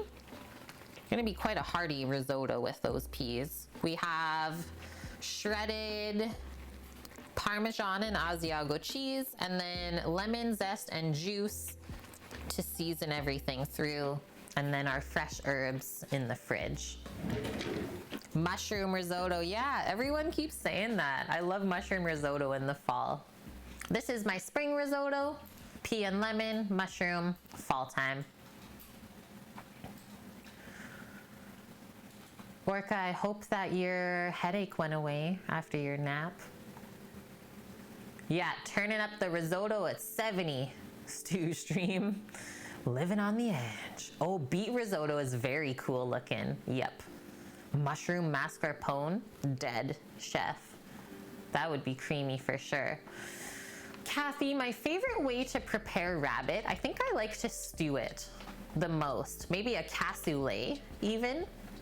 It's like a French bean stew. And then you can put the different pieces of rabbit throughout. Or, yeah, kind of treat rabbit like duck sometimes too. Although it's much more delicate and kind of more similar to chicken, really. Nice, Bumble Bunnies. Ended up making the millionaire bars a few days ago. Is there any left? Okay, now that I turned it up, like I said, it kind of wants to stick on the bottom. So that's why we stir it more aggressively near the end, just to make sure things are all good. Definitely need one more spoonful.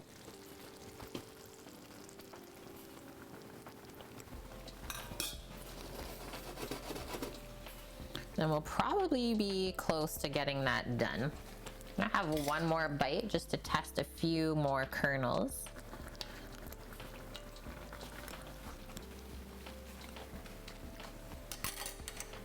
And that broth we made is really nice. I will say that.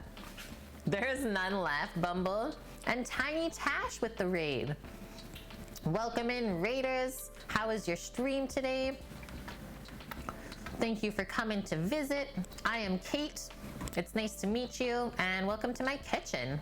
We are here 4 days a week, live on Twitch, cooking up all sorts of tasty food. And I'm a professional trained chef, so yeah, I'm here to teach you all of the steps along the way. Dirty Killa. Stream is going really good so far today. Thanks for asking. And yeah, tasty, tasty things so far. Okay, while that simmers on out, let's take a few moments over here with our duck breasts. So they cooked slowly at 130 degrees Fahrenheit for 2 hours. This is how they look. So they were vacuum sealed, but we did season them just simply with some salt and pepper on the skin side. The ducks rested up for a few minutes after it's come out of the water.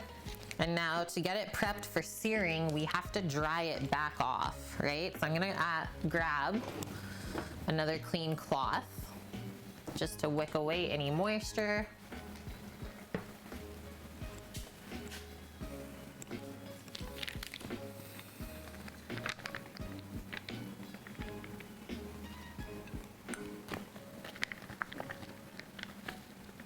Oh, yum, Raffle Iron, yeah.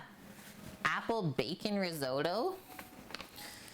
So this is just the juices from the duck that have cooked out, and there's like cooked proteins in there, so it's not really gonna make a nice sauce or anything. So I'm just gonna discard that. Just wanna let you guys know.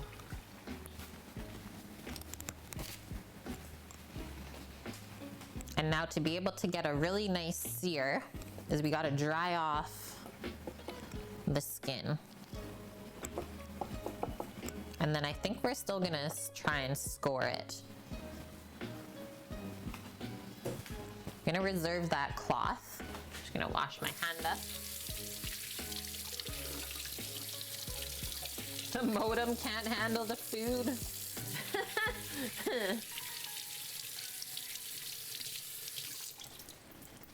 It can't do it. They went to go get a snack. Yeah, the modem needs a snack. Okay, let's come back over for a sec. Turn that down again. No stickage allowed, even though it'll always try.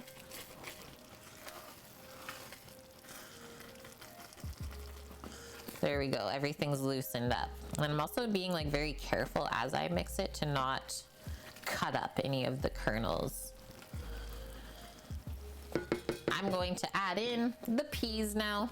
I don't know if I'll need all of those. Probably that will be lots, and the rest can go back in the freezer. Let's mix this in, see what kind of ratio we got. The peas are gonna release some liquid on their own as they cook out in here, so that's one thing we do have to remember as well. But I think we just need a touch more. Maybe one more ladle full.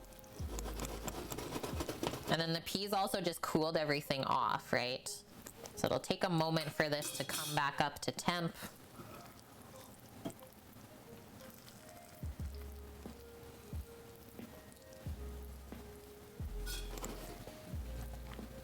Push that into one nice even layer. I'm also gonna turn on our steaming pot here for the asparagus and get that coming up while we finish everything off. So grab a little cutting board. There's no amateur questions here, Barracuda. You're okay to ask away. Why not keep the duck juice if it contains protein? Because the protein, the way that it cooked in the juice is it hardens. And then if we were to mix that into a sauce, you'd get like the weird little protein cooked pieces throughout. And it's really weird mouthfeel if you get that. But you could always keep it. That's up to you. I just know that it won't create a really nice, clear jus that I'm looking for. So you like see all the little lumpies in it. It's just not something I can do.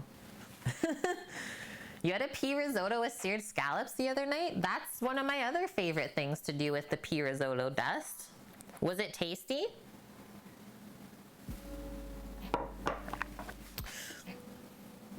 Okay, so we just grab our duck breast.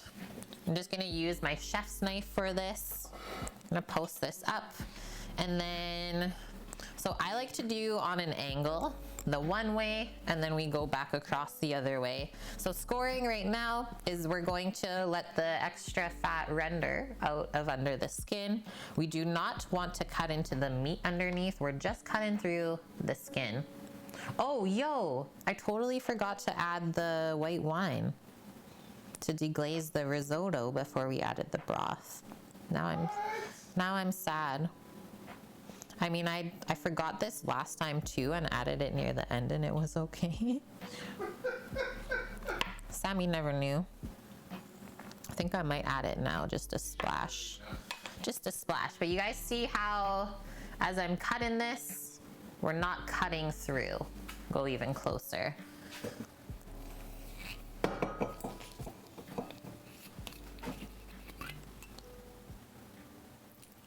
Small splash of wine.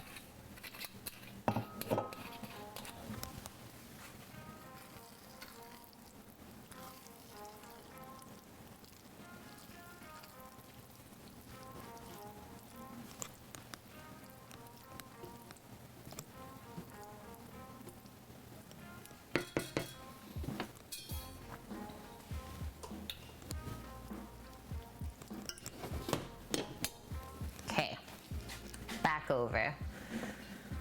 Scoring the breast, cooking with the best, hair is never mess. Go Kate. I actually think it's easier to score the skin after it's been cooked a bit, so this is great. It's not as rubbery feeling, and I'm sorry if you get a bit of the scalp cam. I'm sorry.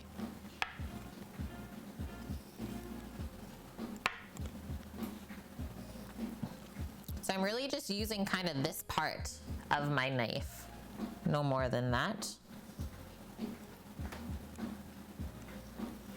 does help to hold the skin a little bit tight or taut as you do this to keep everything straight. So now we got all of those scores the one way. So now I'm just gonna post it up. I think I usually do this way, and now just cut away, either towards or away from yourself. I think I'll cut away. And so same thickness, and that's how you get the nice diamonds.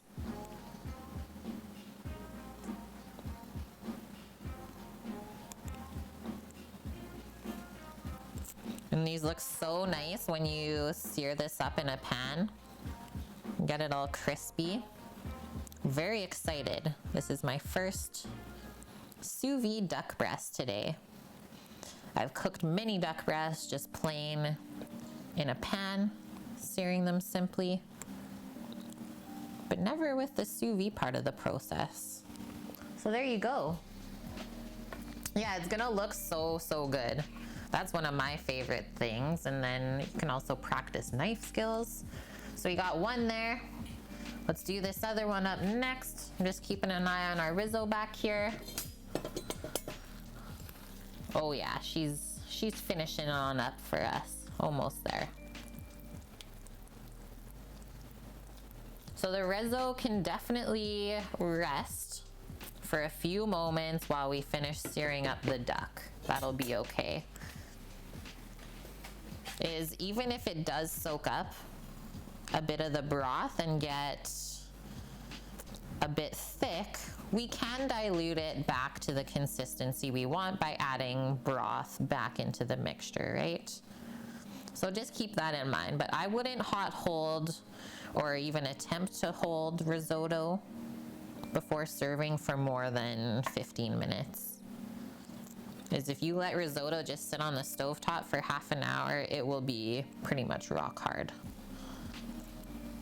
when you go to serve it.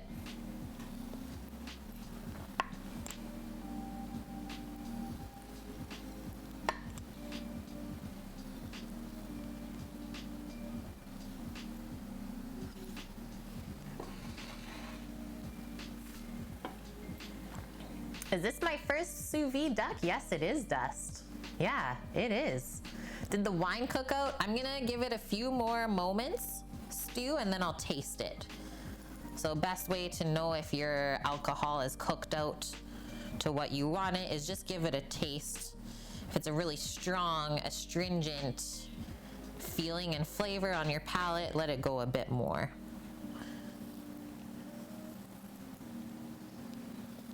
Yeah, so the only thing we have to do here is literally crisp up the skin and heat the duck through. But it's already been cooked to the point of where it's medium rare, internal temp. There we go. I'm gonna wash up my knife with soap and water, get this out of the way. We're getting closer and closer.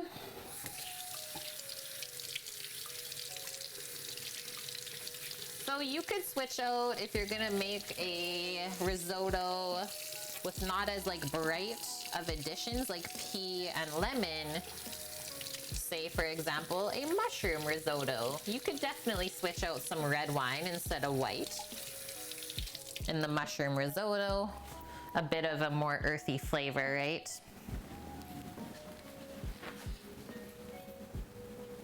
When you want it to be red, yeah. Although it won't really go red in color, it'll just go a nice deep sort of what, burgundy or brown even. Let's come back over here. So you can see how this is getting pretty thick. It looks like the peas are nice and cooked now though, which I was waiting for mostly. But then if we do mix it, there is some like residual liquid that hangs around underneath, right? So that's the other thing I've been watching as this cooks, is we do want that liquid to be hanging around, and I think we just want a little bit more in there, and then we'll bring this together with our cheese. We'll taste it. And then we'll add the amount of lemon zest and juice that we feel like it needs. I'm gonna grab a spoon. Our steamer pot is also up for the asparagus. So basically, as soon as the duck's in the pan, the asparagus will get dropped. So wine is cooked out. I'm really just tasting the sweetness of the peas now. And the rice is also like a perfect texture, because it's got a bit of bite, but it's not mushy. So let's take our cheese. I'm not gonna go all of it to start. Do a bit at a time, because these cheeses that we added, Asiago and Parm, they got a bit of saltiness to them. And this is also why I added the cheese before I even seasoned, before I added any salt to this.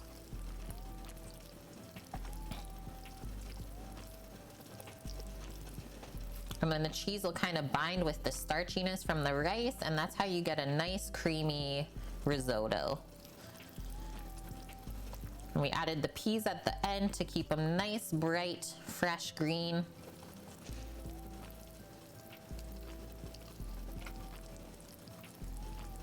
Just kind of folding this together to finish it off.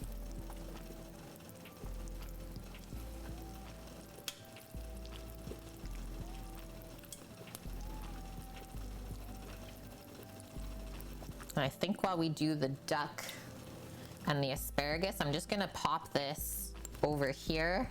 We're off of a hot burner. We're just gonna put a lid on it so it doesn't keep evaporating any liquid. And then I'm gonna give it a taste, because we might have to dilute it one more time. And then at that point, I'll add the lemon.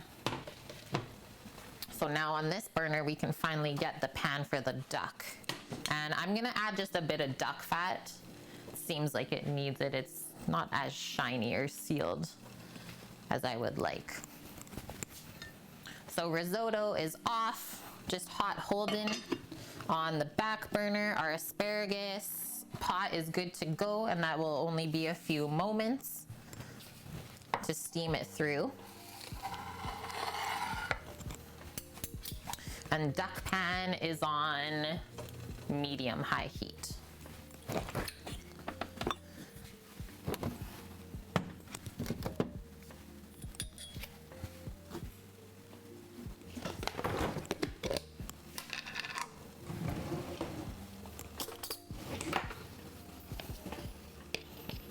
Duck fat, we don't need a lot. 1 tablespoon should be more than enough. Yeah, spinach risotto would be nice too, Orca. Nice green color. I like that idea too. And yeah, I have seen a few beet risottos being made. Those are so colorful. Raffle iron. Are you obsessed with pink peppercorns today? There ain't no pink peppercorn going in this risotto. Oh yeah, let me grab out the fresh herbs as well, right? We need the fresh herbage to mix in.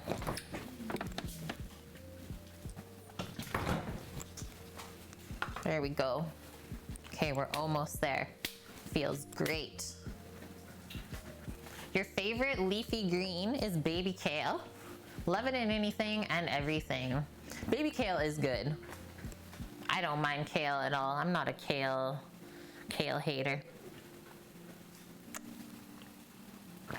Okay, there was a bit of liquid in the duck fat container, so I'm just gonna let that cook out first.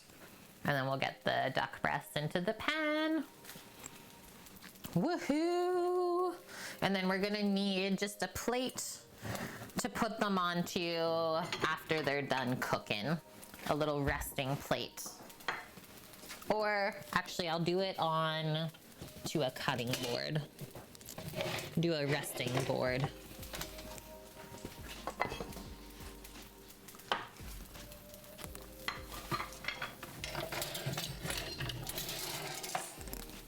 And that way those can chill there while we finish up the red wine jus. Okay, this seems nice and hot. Even that fat back out. Like I said, when the ducks go in the pan, the asparagus goes in the pot. So careful as you place this down. Should have a nice simmer or sizzle. You first place it, and then once you have it in the spot, we're not gonna move it for a bit. So make sure wherever you place it is where you want it.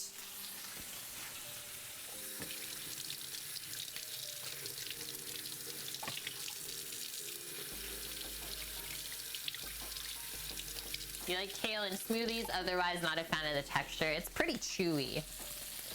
But there are a couple different varieties of kale out there. So that's something to keep in mind as well. Holy. Okay, this is gonna absolutely destroy the stovetop, this duck, but that's okay.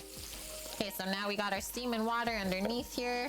I should be able to fit the asparagus spears in here pretty nice in their whole form. Maybe we'll give it a stir every few moments just so it cooks evenly. We put the lid back on. Just gonna need a pair of tongs to turn the duck. This is a busy full stovetop, but that's why it was very important that we stayed organized during this entire day.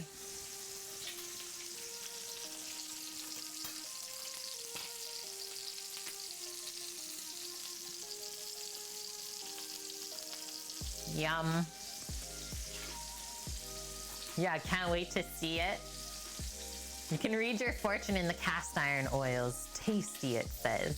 Thanks, Hunter. Raffle iron. Chicken nipples is just a funny word on its own. That looks good already. I'm gonna turn the heat down. We're gonna go to medium-low now.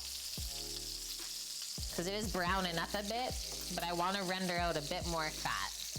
Let's go to medium-low now. I just like to have the heat a bit higher when we start because I find that it helps them to not stick. You can move them around a bit quicker. Let's give our Gus a toss. Keep it steaming nice and even.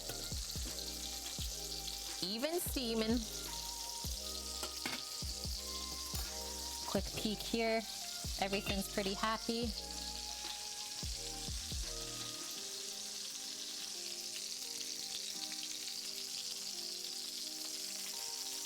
Whoa. Just want to show you guys how it looks.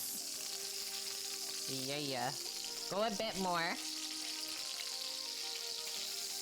Same with the other one, just a bit more. I'll give it a little flip around. Yum. Hello, Lucky Sausage. Could you consider using a soapstone or similar on the BGE for searing the duck? I've never done that before. So we have a plancha or a flat top griddle in the Big Green Egg. I was considering it. I really was. But the only kind of thing that held me back is there's a lot of construction outside during the week right now. And it's super annoying to have in the background for noise. Just gonna flip that over, guys. Same with the other one. A minute on the one side. So yeah, I like to save the grilling stuff for the weekend when people aren't working as much. This looks like it's almost perfect. Love how the asparagus goes so nice and bright green.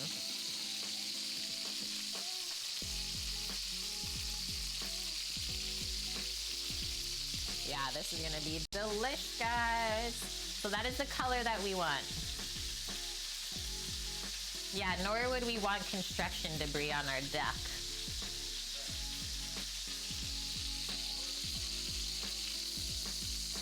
Okay, that's all I'm doing for the other side. That's all I'm doing. So this can come off now. Off of the heat. Or, sorry, I'm gonna pour the excess duck fat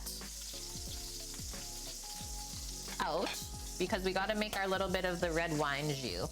I'm gonna post these asparagus out of here as well because they're done. Those can just hang out on this side until we're ready to plate. Okay, so nice heat-proof, safe bowl to pour this hot fat into.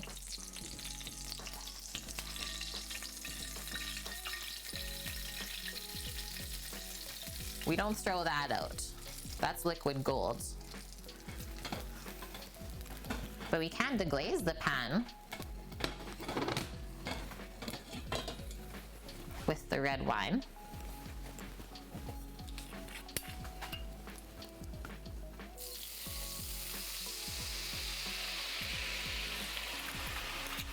I think that's all I'm gonna do. Just let that reduce a bit. Get all the goodness off of the pan.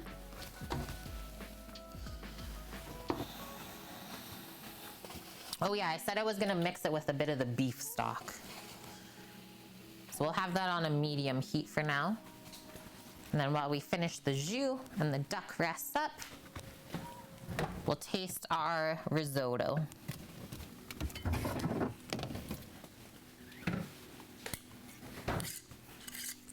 Here's my beef stock.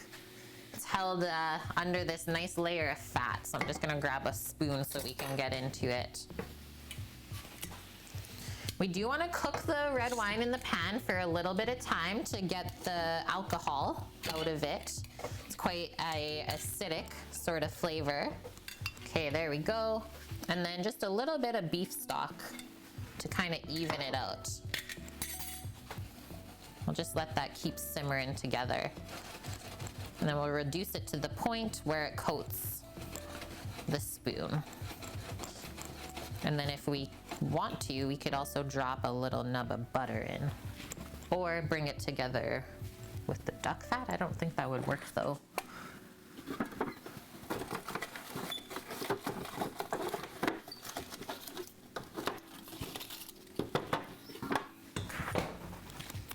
And if you want to mount your sauce with butter, that's what it is called, is mounting, is you need cold butter.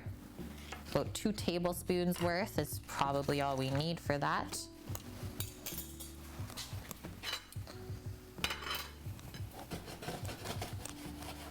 Still a bit too much there. Just gonna come over here.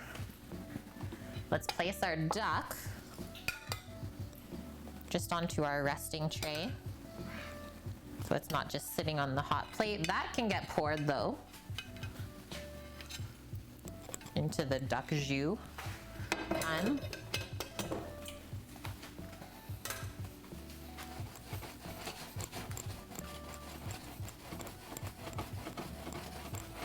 Oh, that kind of transformed it. Come back over. Just want to show you guys how this is looking. So now that it's looking kind of reduced, right? Just put your cold butter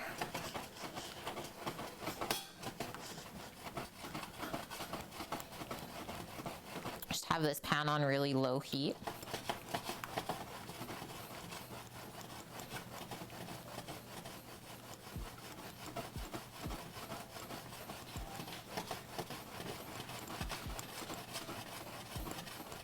Turn it off.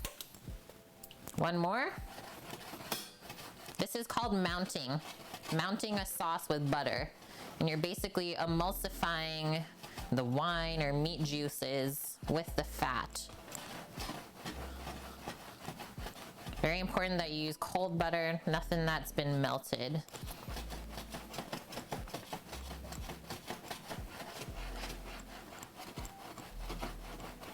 Until you get something that comes together like that. And then we don't really want to leave that on the heat because it can risk separating. So I'm just gonna take it off and put it on a trivet. That's it. Now that that's done, last thing, holy, I did not expect this to be as heavy as it is, but I guess that's a really big pot full of rice. Okay guys, everyone with me still? So you can see as it sat there for a few moments, it definitely got a bit thick, right? As the rice soaked up the liquid like we knew it would. So a little bit more just from our broth pot, just to loosen it up. You don't need much at all. Remember, would look like waves on your plate when you do your risotto. No loose stuff coming out from the outside edges or anything like that.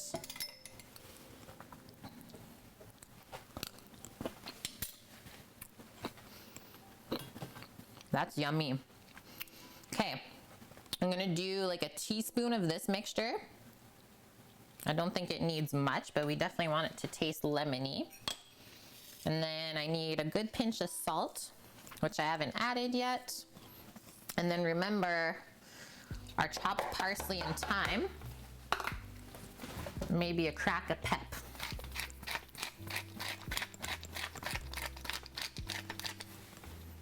So I guess I did just show you how to hot hold your risotto until your entire dish is ready.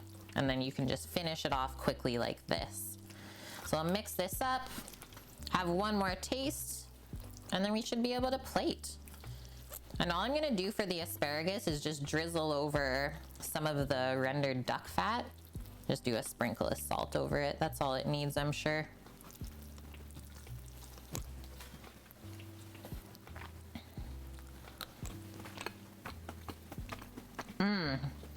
Lemon, pea, very small amount of salt to add into there, and we are good. Maybe a touch thick still, just a little bit more, and then I'm gonna take it off of the heat. So come on over. We'll open this up. Saucy, thank you for the follow. And hi, Wilson. You snuck in here, as well as Annie. I was in my zone. We are in the zone today. No ducking around, if you will. Okay, so just mix in that final bit of broth, and this is what we're looking for consistency on our risotto. So there's like movement, but not really. I'm gonna go for a pour of that. I know the peas look so good, hey? So go on one side of the plate.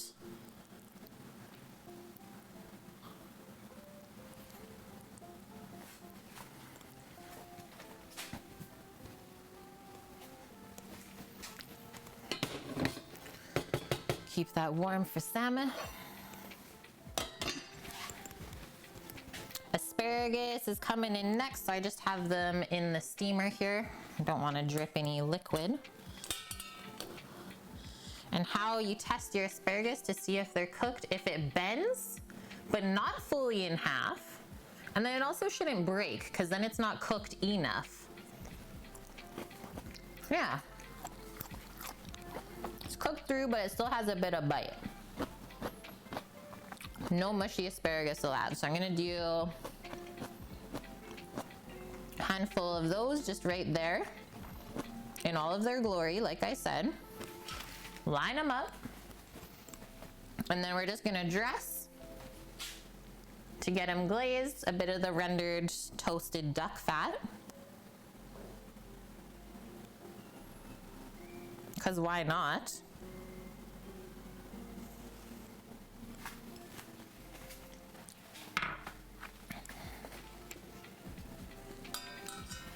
And just a sprinkle of salt too, because I didn't salt them when we steamed it. Oh, look at that little brown bitly. I'm in. And now we'll slice our duck. And we just gotta top it with the jus, and that's it. Sammy, are you eating? What you feeling? Oh, he's got headphones on. I'm just gonna move this out of here for now. Put it over a hot pot. And what am I feeling for slicing here? Grab a slicing knife. I'm gonna turn it this way for myself, and we're gonna go kind of on an angle. Excuse me. So I have it at a 45-degree angle and on the bias.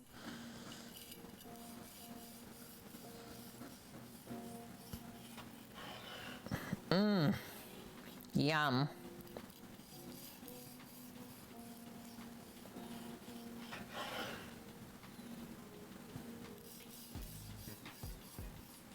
Definitely rested out really well because there's not a ton of juices leaking out right now as we're slicing it. That's really good to see.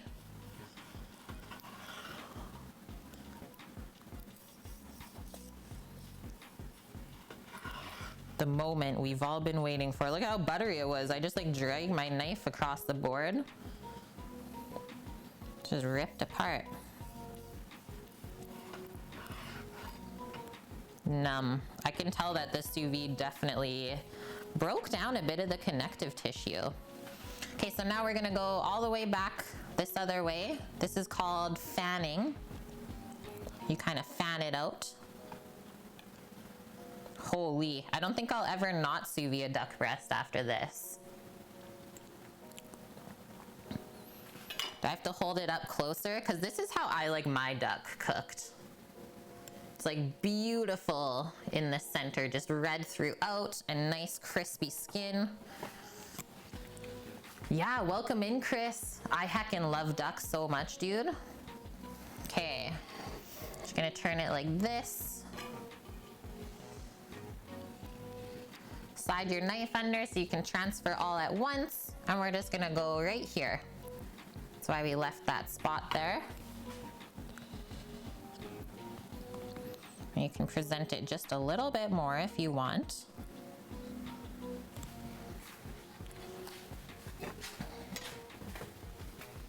Where's this sneaky juices? Oh, I also gotta just wipe my hand because I got it a bit messy from slicing. Like a geisha's fan. Yeah, Trish, give me the fork. We still need the jus. The red wine jus from the pan. Mounted with butter. There we go. Give it one more little stir. It smells really good too. So a bit of red wine, a bit of beef stock for richness, and just some cold butter at the end to bring it together. So notice how it doesn't look like just liquid with fat on top. It's all one. And I'm just gonna post it over here and it'll just run kind of around the bottom of the dish. That's why I chose a rimmed plate. And then you always want your sauce to really complement all parts of the dish, right?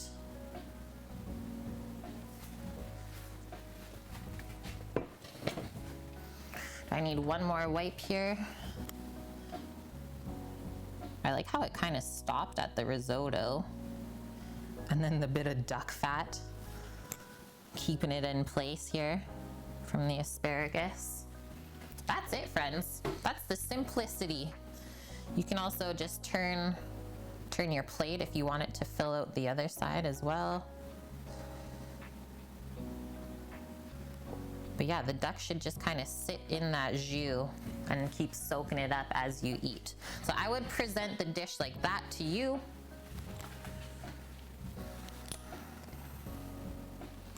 I'ma just take a quick photo. And that's definitely something that you would find at like a French bistro. And for the most part, like here, if you order a duck dish, minimum $30. Minimum $30 being spent, whether it's breast or leg. But we can buy whole ducks for less than half of that. That looks really, really good. All right, finally get a fork. I kind of made a mess in the kitchen today, but you know what? It's fun to do that when I'm just cooking for us. Okay, this piece is just looking at me. It's looking at me. Look at it. It's looking at me.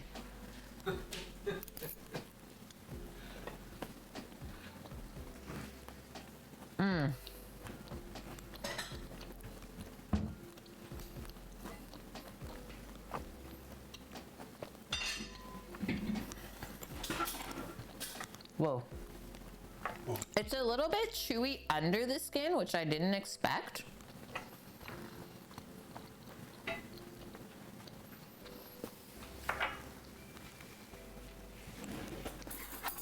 But maybe it's just the piece I took.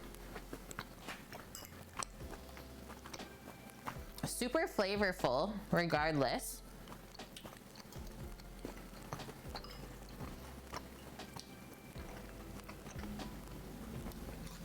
I don't know. I don't know how I feel yet.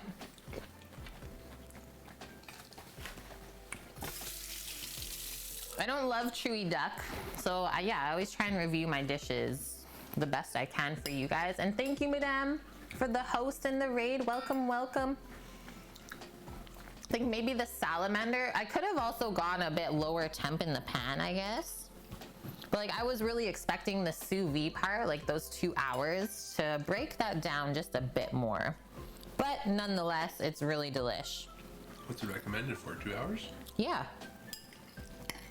I'll try another piece. Like I said, it could have just been that piece that was closer to the end. But yeah, take a look at our risotto, guys. So the scoop I just took out, do you see how creamy it is in this part, still in the center? So even as it's sat here, it's not really hardening up. How is it, by the way? Risotto's amazing. Yeah. Spot on. The duck, I mean, every duck is also different, Wilson, so maybe that duck just had a bit more connective tissue over the breast. Maybe score before sous vide. That's what the other option we have, raffle iron. That though, okay, I'm gonna have this little piece with the Rizzo.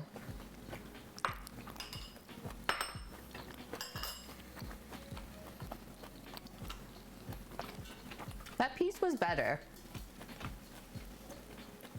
That's the other thing, Yukon, is maybe I'll go an hour longer in the sous vide because I think it could take it.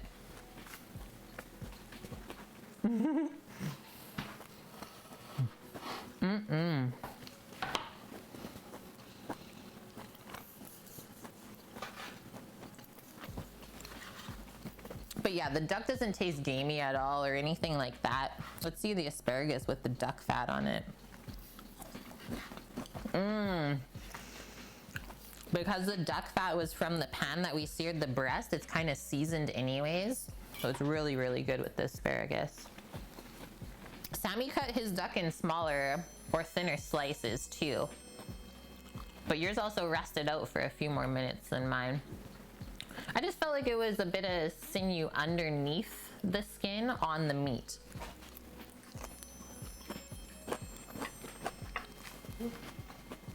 And these are farmed ducks. So they come from Brome Lake in Quebec, in Canada. And they're of the Pekin variety. Trip 6 as well as Noms, thank you for those follows. Sammy's loving his though. You want some of the jus? Nope. You're good? Yep. Yeah, like this piece, maybe if I cut it, I'll grab a steak knife. If I cut it in half and just had it a bit smaller and easier to eat, not as much of as a savage, maybe that's a more enjoyable experience. Yeah, French ducks.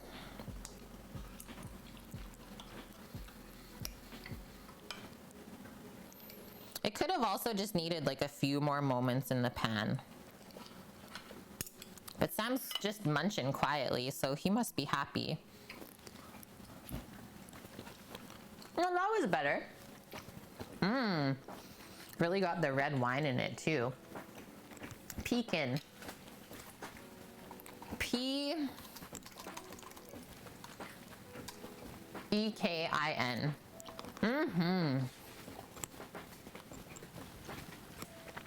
Want one more bite of risotto.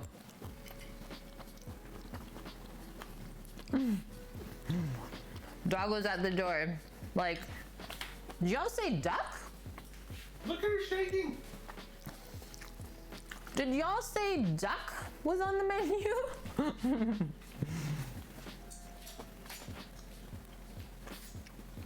I totally did, Wilson, because yeah, that other piece that I just had was buttery and delish. Yeah, now we gotta cook a goose. I will have to source that for us, Trish.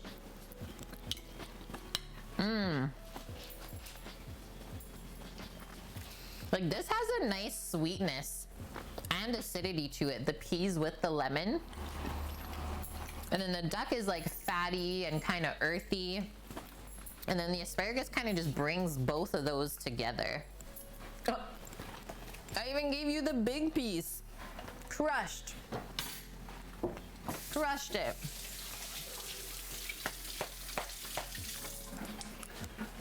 He liked it. As do I. As do I, friends. So, because we always like to follow up, we just had a really good chat about the things that we could fix next time if you feel like you have a tough duck. Yeah, that's my hubby. That is Sam, aka Dog, if you see him in chat. And yeah, we're just coming up actually on our first year of being married. Very excited. So I used the same beef broth for the risotto as the au jus. I actually used chicken broth for the risotto, but you could use beef broth. It'll just taste more delicious. It'll just taste more delicious. So yeah, you got options. And then it's just kind of deciding what goes well with each other from there. Holy Wilson, year 24. We'll get there. We'll get there eventually. Yeah. Wedding anniversary. Yeah, a COVID wedding, exactly. A year already. And yes, so many of you guys were actually there because we did stream the wedding. So you remember it. Nice, Trish. 16. Okay. Still following up. Number 1. Would you attempt to cook duck for yourself at home now after watching how easy it was to sear up a breast today? You don't have to sous vide it. We just wanted to try something new. And excuse me, the professor's mom had that? Oh, cool. I want to say it's a little more irony than normal because you're sous vide it and has a little more blood with it. Yeah. So I do get a little more iron. Cook-wise, you can achieve the same thing in a pan, so I don't think. Yeah. I think you're wasting your time doing it for 2 hours, in my personal opinion. If you wanted to do it quickly and have it ready for service, Yes. for sure, or a dinner party, Like a restaurant for sure. or a dinner party, you want to have a couple ready to go for your guests coming over. Yeah. By all means, have it ready in the circulator. But if you're just doing it for yourself, just sear it. Just sear it up. Yeah, less gamey, exactly. And then the other part is if you don't want to cook duck, would you attempt risotto for yourself? Would you attempt that, guys? Like so many people said today, it only sounds scary, but once you do the risotto, it's actually not that bad. I think you can ask the butcher to order a duck, Wilson. Oh, probably. Yeah, we actually have, like, we're able to get duck at most grocery stores here now, but it's from that one farm, right, in Quebec, is Brome Lake. Titan, always. Kate, are you sure it's duck? This time I'm sure, man. But there will always be that one time that it was actually rabbit.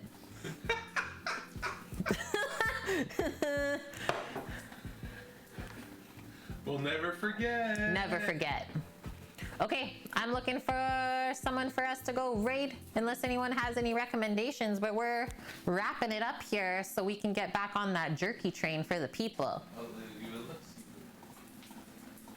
Risotto is good if prepared correct. I've had bad risotto. I feel very fortunate that I can say, I don't think I've ever had a bad risotto.